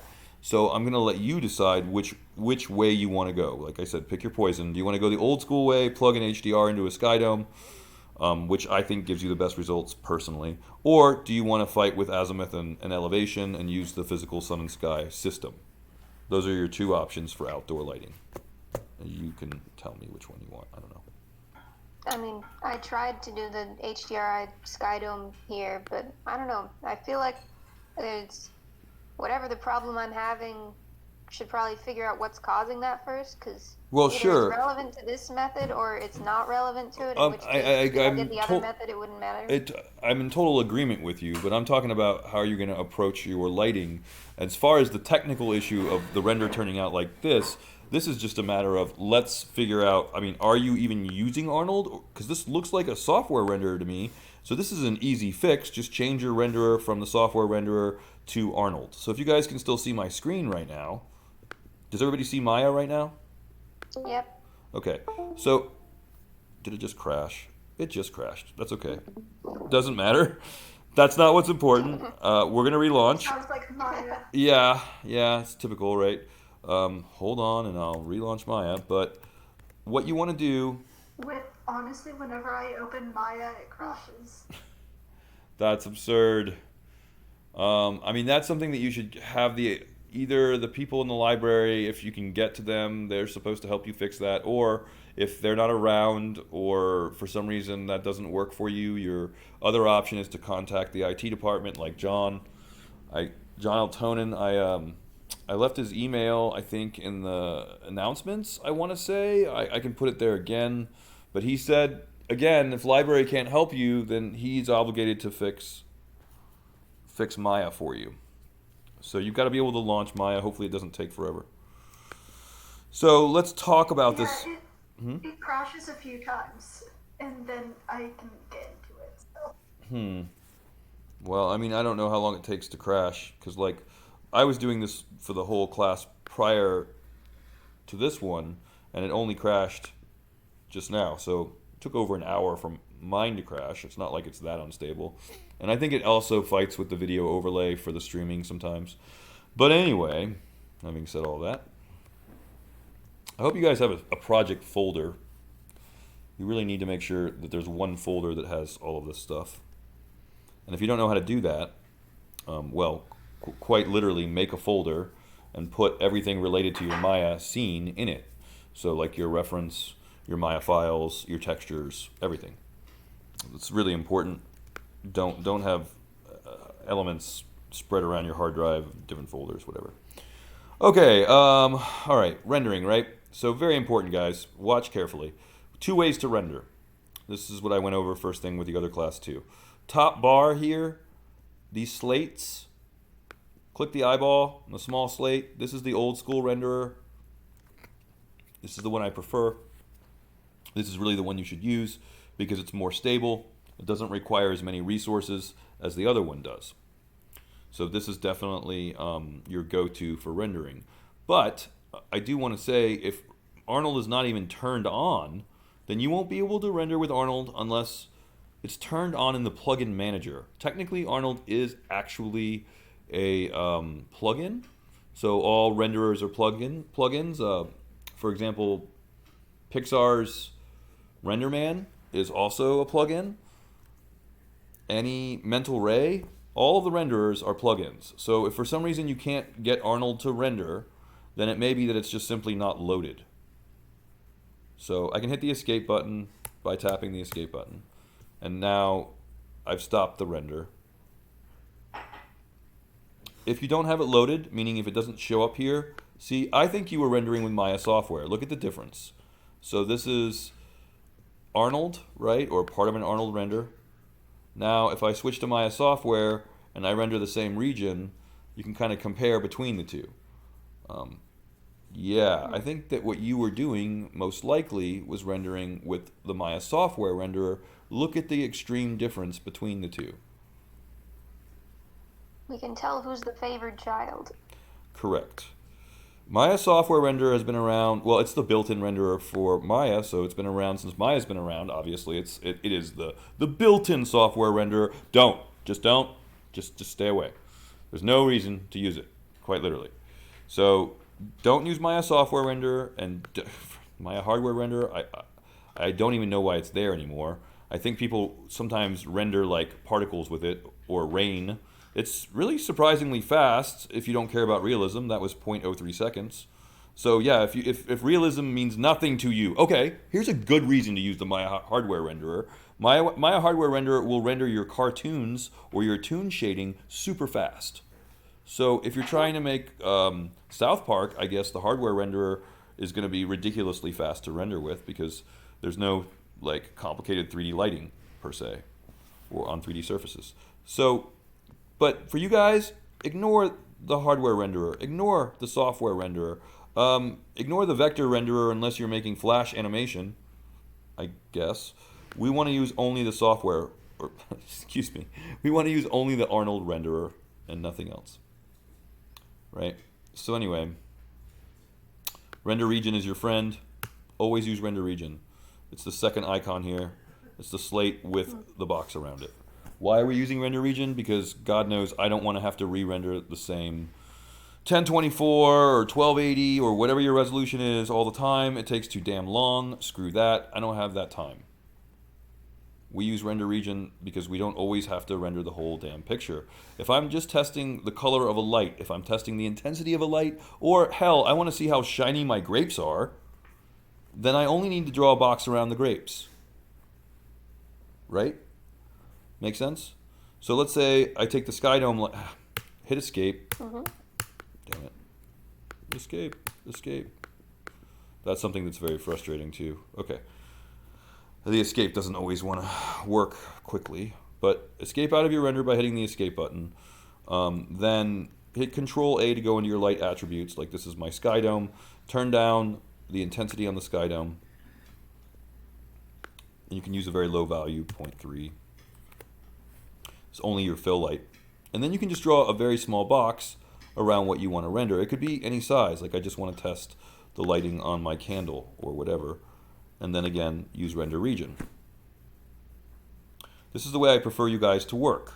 Once you get the color and the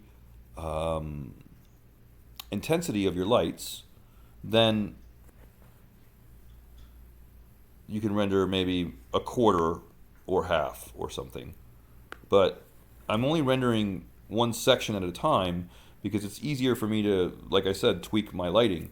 Right now, the fill light's not doing much work, and there's a lot of work that's being done by the point lights for the candle.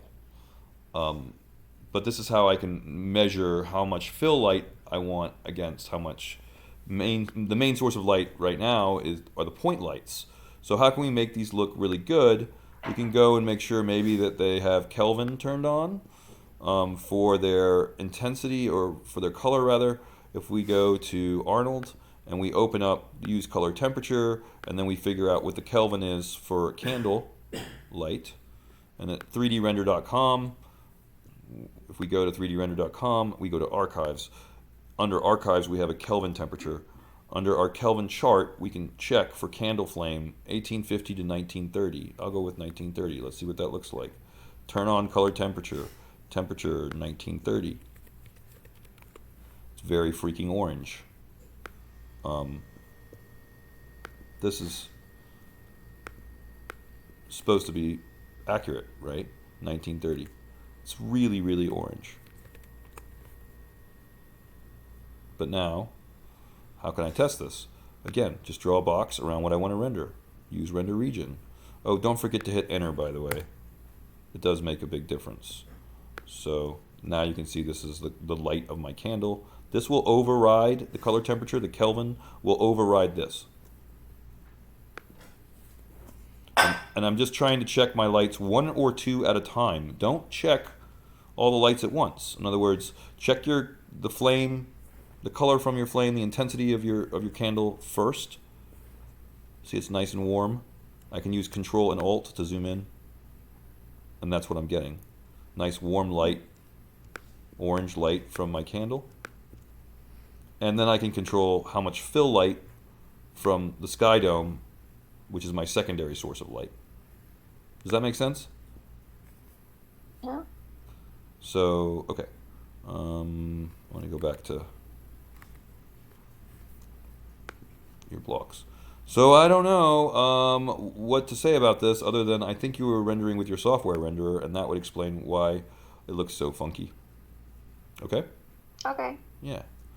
I don't know, I'm guessing, I'm pretty sure, but, you know, make sure Arnold is working. Did I show you how to load Arnold? Did we go over that?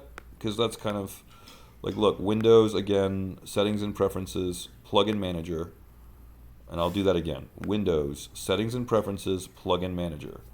That's how you get to the rendering plugin. Scroll down to M2A, that's Maya to Arnold, load it, make sure this is checked on. As long as that's checked on, then you can select it here, and then we can, you know, then we're good to go after that.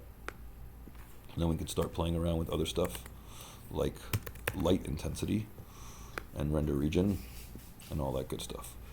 Actually, before I move on, I do want to talk about the other renderer, which is down here on the Arnold shelf, right here.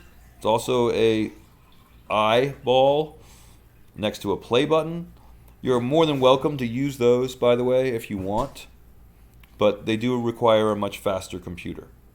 So if you have an i7 or i9, you have to have between like 16 and 32 gigs of RAM, or you're working in maybe 405, then by all means use the interactive renderer, you know, have a blast. That's this here. Hey, you keep on cutting out. Yeah, it's because whenever he renders something, his computer has to, like, take up RAM and stuff, so that's why it's... Oh yeah, that's probably true. Yeah, that is true. I feel it hiccuping or lagging or whatnot as I render. So I'll try to not talk and render at the same time. But this up here, these smaller slates, this is the old renderer. This is what I prefer you to use if you can, because I think it's more stable. See, I can even compare between my renders. So I can click the keep image button up here, and then say if I did something silly like, I don't know, turn my sky dome way up to 1, which technically the intensity actually should be set at 1. And then what do we get? Again, use your render region, or even a quarter, because I don't want to wait very long.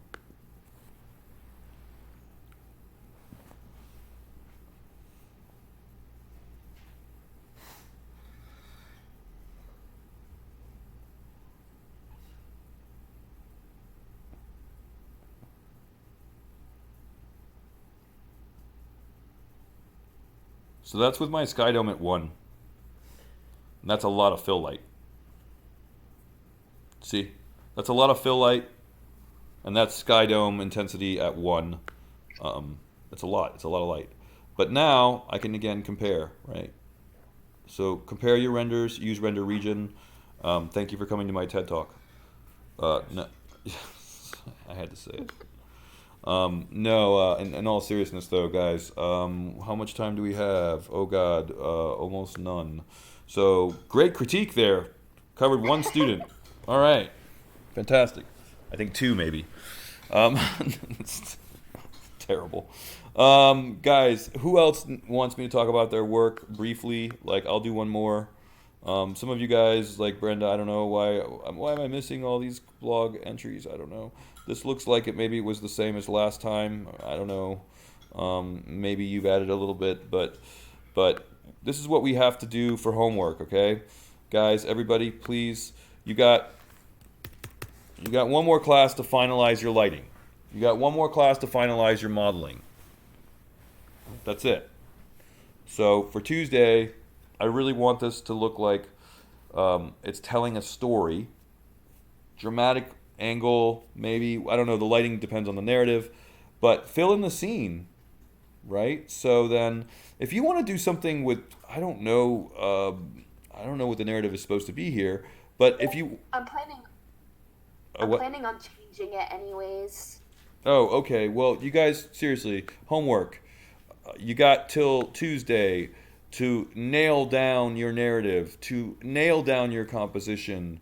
Tell the story with your composition. Tell the story with your lighting. Tell the story with the mood and color and all of these things. Try to match photo reference always whenever possible. Photo reference for color, mood, tone, for location, for everything, really. And don't be afraid to push in your camera. Look, what's the story being told here? Well, it's not the walls. I don't think the walls matter so much, right? So push the camera in so I don't see all this wall space. It's not necessary. And then on top of that, if you can find photo reference, again, of something, I know you have some photo reference here, I can see it, but if you can find photo reference of the, I don't know, the corner of a restaurant or the corner of a cafe, then that's what you should be using, really. Candlelit dinner, corner of cafe, something like that for search terms. And then put some couple of chairs in here. Maybe there's a jacket over one of the chairs, or a napkin or something. Maybe there's a magazine here. But you've got one more class. You've got till Tuesday to fill in the rest of your models, finalize your lighting, get nice dynamic or at least interesting composition that supports your narrative. And if you feel like that's way too much work and my brain is exploding, you can always just pick a really cool still life that has similar elements and just copy that. Got it?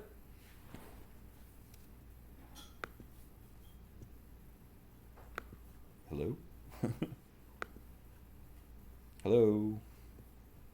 Nobody's saying anything.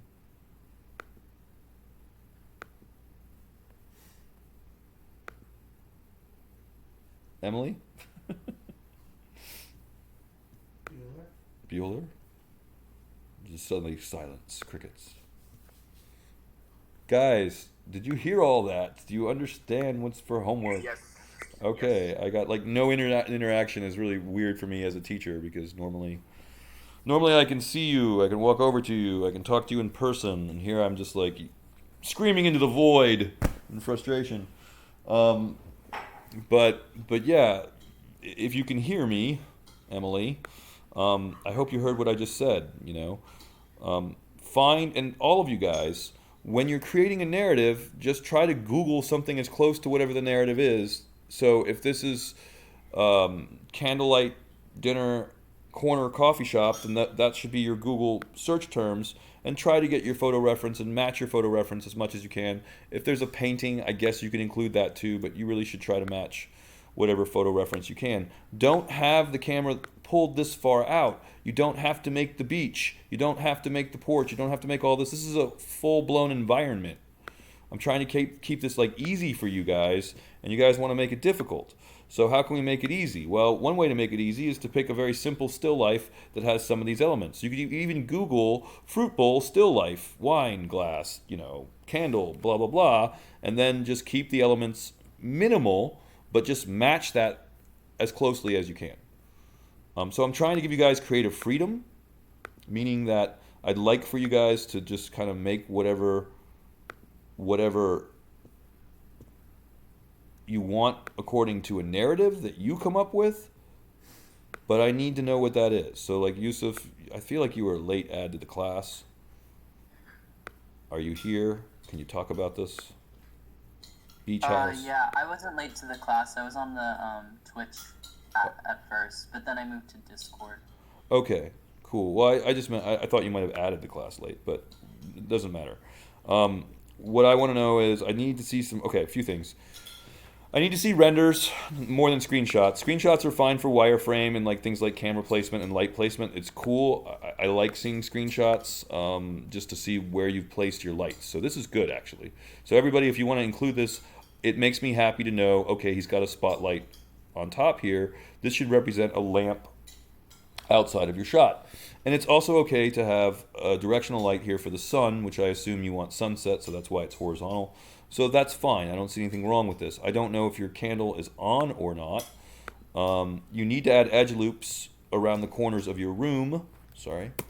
This is like a primitive cube, so you need extra edge loops. But more importantly, I got to see a render in Arnold, right? So these are all screenshots. I tried doing it. I think I had the issue that you went over earlier, so I'm just going to do what you did like at the beginning of class, where I went into Arnold, or I didn't go into render view.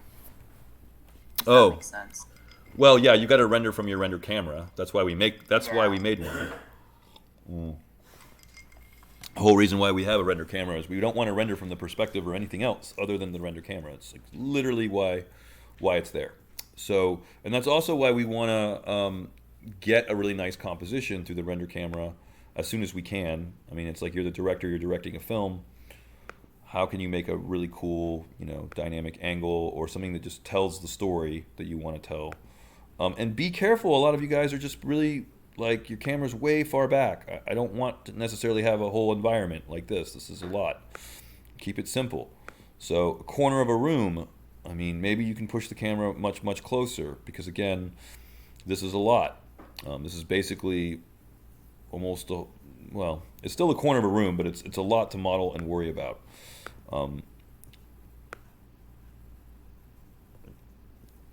Try to think of this more as a still life and less as an environment. I'm letting you guys sort of handle this as a corner of a room or something, or as part of a room, but this is more, I was envisioning something that was somewhat limited, like a tabletop or a still life, because it's not as much work. You don't have to work as hard to make it look good. So I'm trying to do you guys a favor by not making you do an entire environment. This is supposed to be a relatively fast and quick assignment, so we can move on to something a little bit more detailed. This is nice lighting, by the way, but your lamp is producing a super, super soft penumbra there. I don't know. How are you guys feeling about this? I'm seeing like a variety of work where some people, like, this is really pretty good. Don't forget to hit the 3 button on everything, including the plate. Take out edge loops if you're getting ridges. Like, this feels like maybe you don't need these edge loops here, and you're getting some weird ridges. Maybe even one here in the wine glass, But this is some pretty nice lighting. I'm just worried about some of you guys, and I'm realizing like you haven't even gotten Arnold working yet. So I don't know.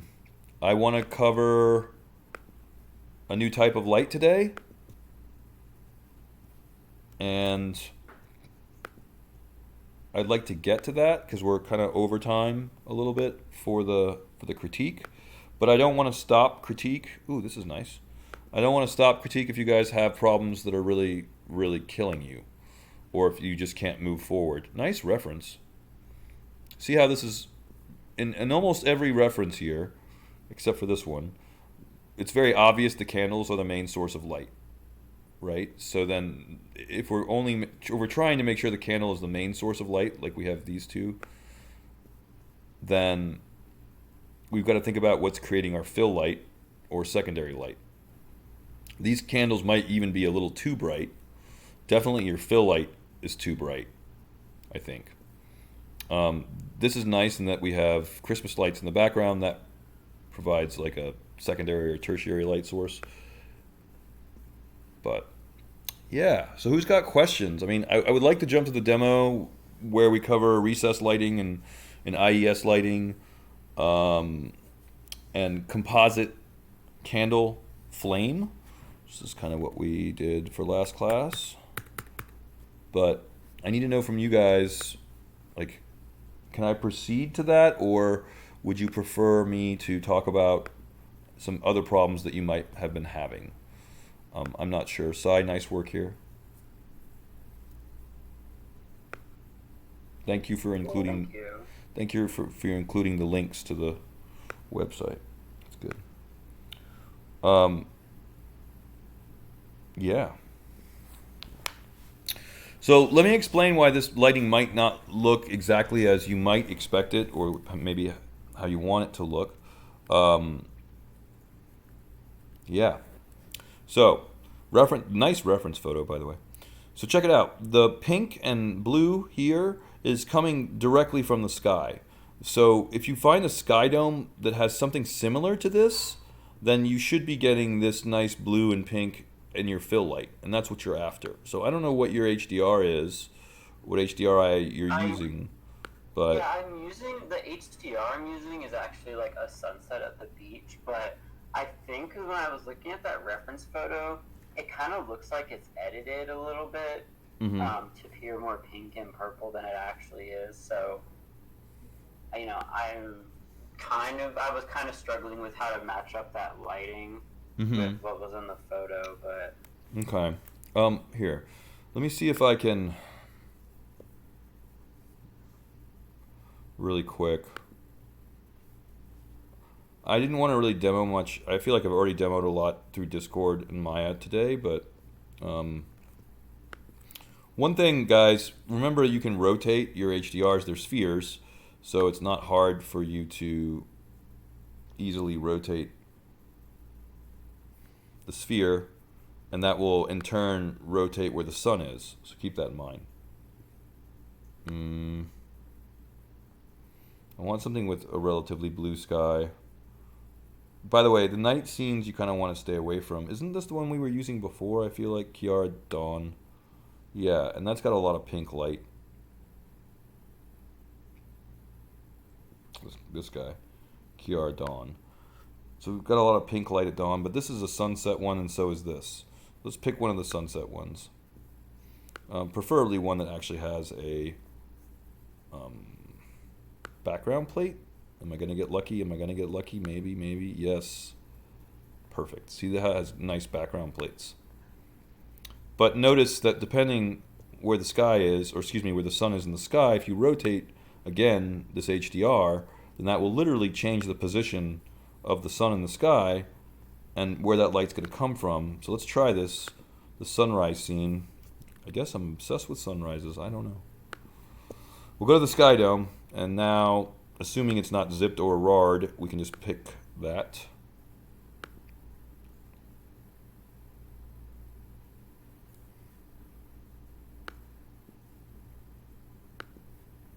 There it is.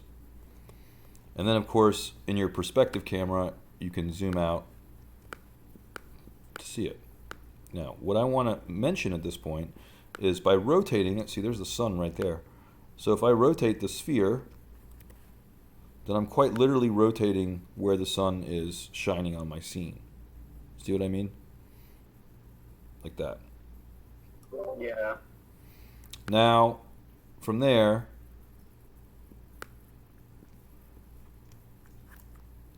turn off all my other lights by hiding them. And if I have a render camera, this is kind of interesting, check this out. If I have a render camera here, I'll hide my background room, and we'll pretend we're having a picnic on the beach or something. I want to note kind of what I see in the background here. I have this like house with a roof on it and these particular trees. Check this out.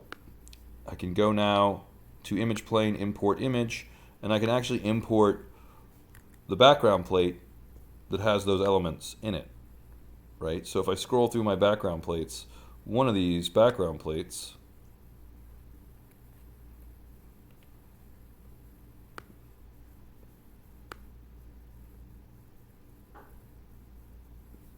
this guy maybe? Hold on. I'm like, where are these houses in my background? But you're able, you could even rotate it until you see something that you recognize. Like, I don't know. Okay, sure. I recognize that. That's easy enough. Like the water is on my left. So then you could go through the background plates until you find one that has the water on the left. Is there any background plates with the water on the left?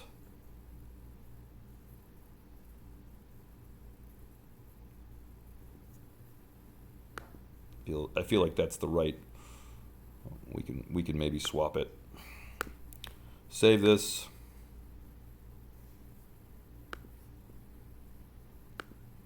I'll call it beach. And now, in your camera, in your render camera, you know, I swear to God that I have something closer than that, like maybe this one or this one. Yeah, that's it. That's the one I want. Beach 2. But my point is I can put this in my camera as an image plane. It isn't actually technically the way you're supposed to do it, but it does at least give you something better than just the HDR in the background. Now, see, you can see this image plane.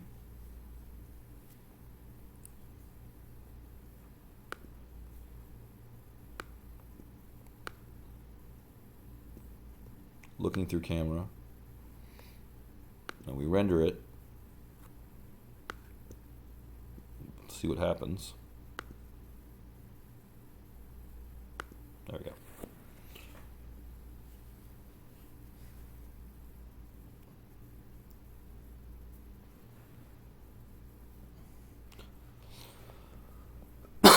Excuse me.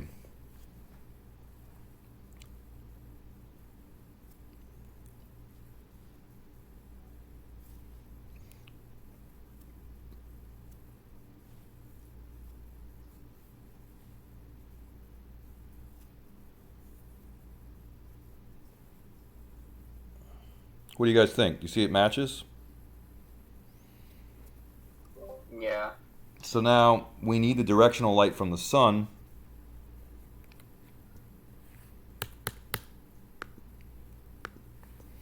And so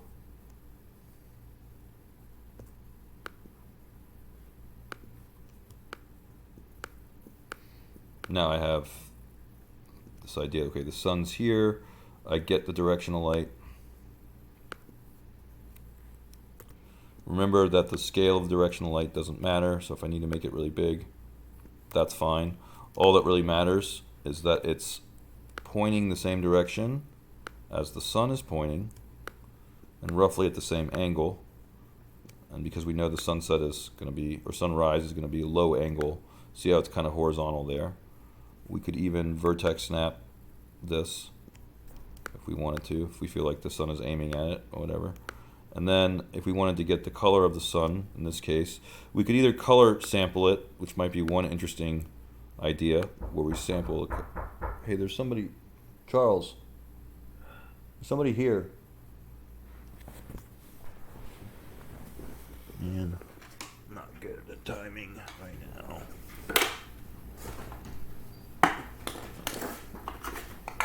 Oh my god, he's gonna get murdered. Hope not. Hello?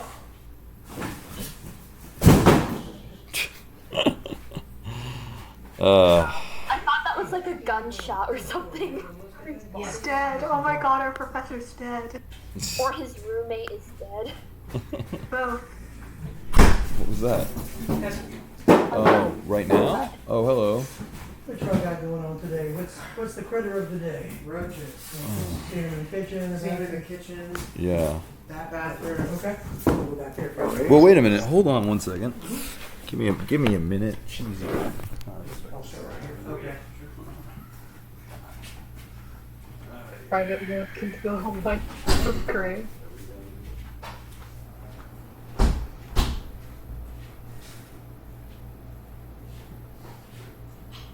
See him in the cabinets too, or just more on the outside?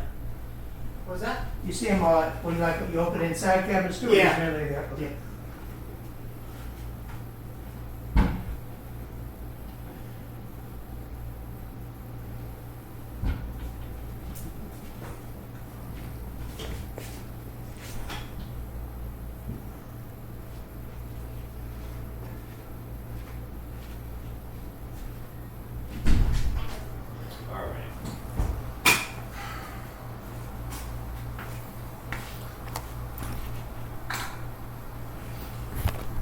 Sorry, I did not know that was going to happen. Okay. Yeah. Are you guys there? Yeah. Yep. Okay, good. So, store the image again, do a little render region action, and then check to see your lighting. I'm trying to get the sun intensity. See, now that's super, super orange, right? You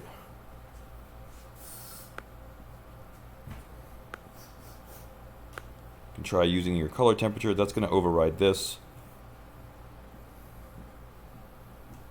You said bathroom too.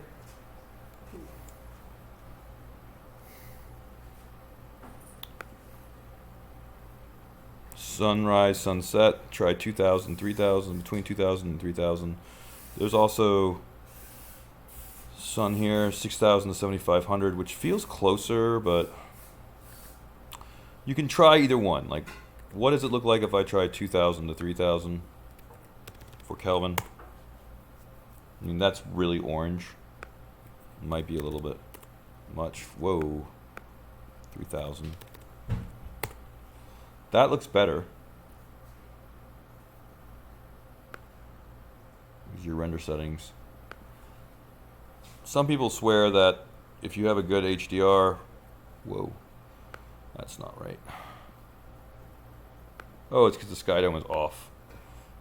Like I said, try always lighting one light at a time. Anything else failed?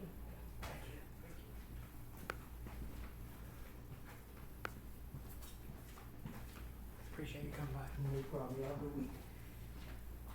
There we go. Sorry, Grant. That's okay. I just didn't know what was going on. It was like a big They surprise. don't tell me when they're coming. Huh? They don't tell me when they're coming. Oh. Well. This is just the warmth of the sun, but it doesn't have the cool of the sky or the sky dome, right? Oh my god.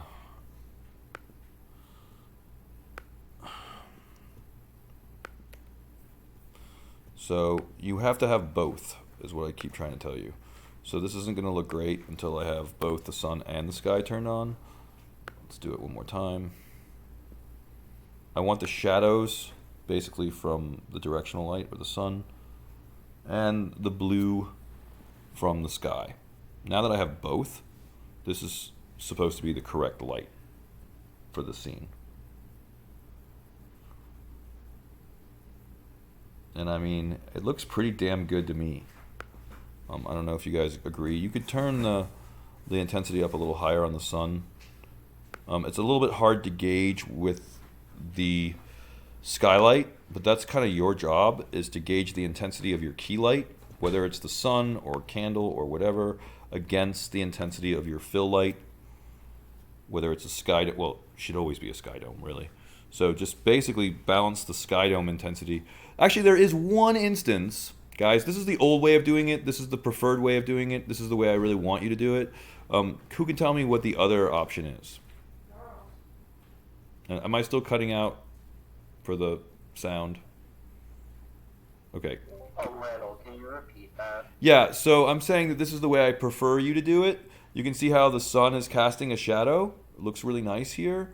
And then obviously the sky is the light from the sky dome. So this is how I prefer you to do it, because you'll get accurate reflections, like you'll reflect the sky from the sky dome in the glass and here.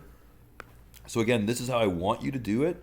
But does anybody know another method for doing this outdoor lighting that we went over last class? Wasn't it like the one where you have to use the, I can't remember what it's called, the elevation and stuff like that? Yeah, that's exactly right. So the other option, you have two options. That's the way I prefer you to do it. But if you want to, the other option is in the Arnold shelf, the last icon here, this is your sun and sky system. It says create physical sky. That actually creates a procedurally based or algorithmically based gradient for the sky, as well as a procedurally based or algorithmically based sun. So that to me doesn't offer the same kind of control as a directional light plus a sky dome, but you're welcome to go either way. In other words, play around with whatever works for you. Maybe you feel like it's easier to play with azimuth and elevation because it will give you mathematically perfect sunset light. Perfect, you know. But if you don't know what time of day it is according to your azimuth and elevation, then I don't know how much value that is when your reflections look like crap, right? So I feel like a gradient is a pretty boring sky, personally. I don't know how you guys feel, but for me, I like the sky to actually have some kind of clouds or something. But that's just me, I guess. So look, if I add gold to my candlesticks and I make this bowl glass or something, right? And then we go back. The advantage to doing it this way again,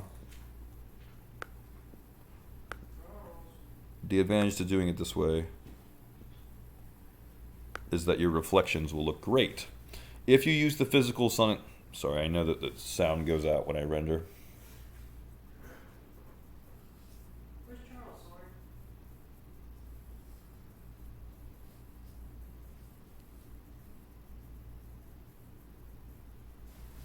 So see, things are starting to look physically accurate. Physically accurate materials, HDR lighting, your key light is your directional light for the sun. Yeah, it's getting a little better, but without, or I should say with, here, let's do it the other way.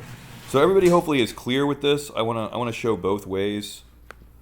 The directional light again is the sun or moon, if it's a nighttime thing. And then of course this is the sky, which is the sky dome. So hopefully now everybody, this is again the preferred way of doing it. If I were to delete both of these, delete, and instead use the physical sun and sky system,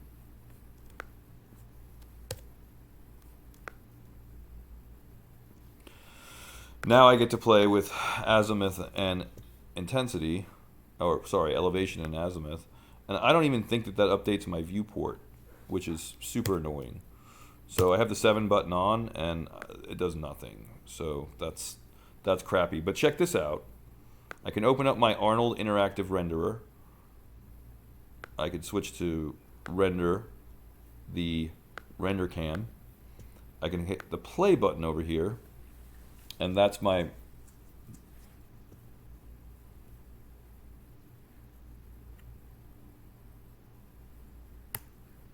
wow, it's still not rendering the right camera, which is super annoying. Or maybe my render cam is just in the wrong place. Huh. Strange.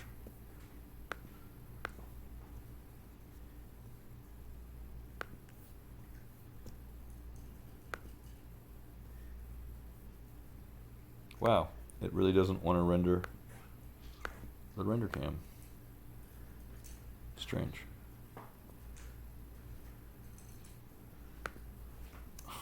I don't know. I don't know why it wants to not render the render cam. It's still rendering perspective shape. It even says it down here. So annoying. I don't know where the cat is. Okay, guys. I gotta speed this up. But I hope this is helping you a little bit.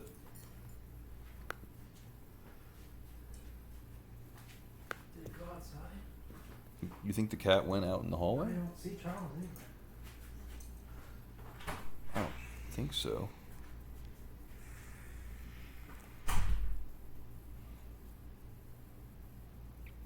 So the render I'm making right now, just to compare, on the left side is using azimuth. So the left side is your sun and sky system. This is the old way, this is the new way. You can still make the new way, well, maybe that's not accurate. You can still use the physical sun and sky to get the right results, but you just have to know what your azimuth and elevation are. And I don't have an easy way to figure that out. So if you guys know what sunrise is, or say 6:45 in the morning, according to your azimuth and elevation, I'd love to know how you figure that out. It's over here, right?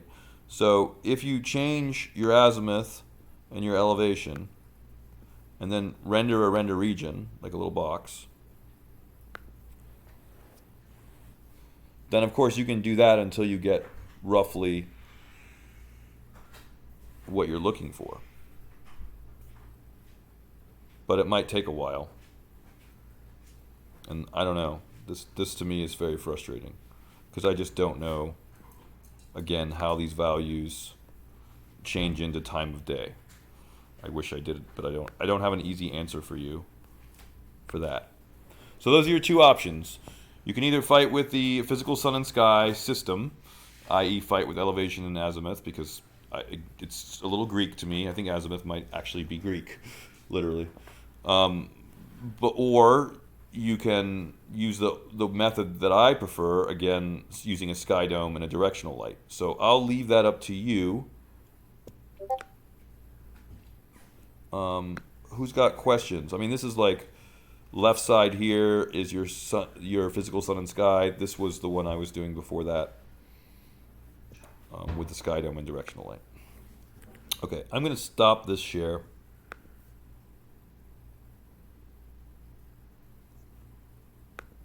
Did you have the door open when you went out earlier? No. When's the last time you saw Charles? I don't know. Look at the end of last class.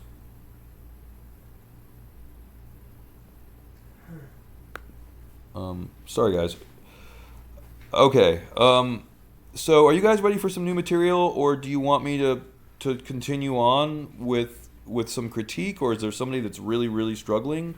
I'd like to get to Twitch, although I do want to say that the class before this has almost identical material. So you can either watch the video from this class or you can watch the video from the other class, but it should be really close to the same stuff. So are you guys ready for me to go over new material, or is there somebody that really wants some additional help or critique? How do you guys feel? I'm okay with moving on. I wouldn't mind like learning a couple new things. Okay, cool. We're gonna start the stream then. Holy crap!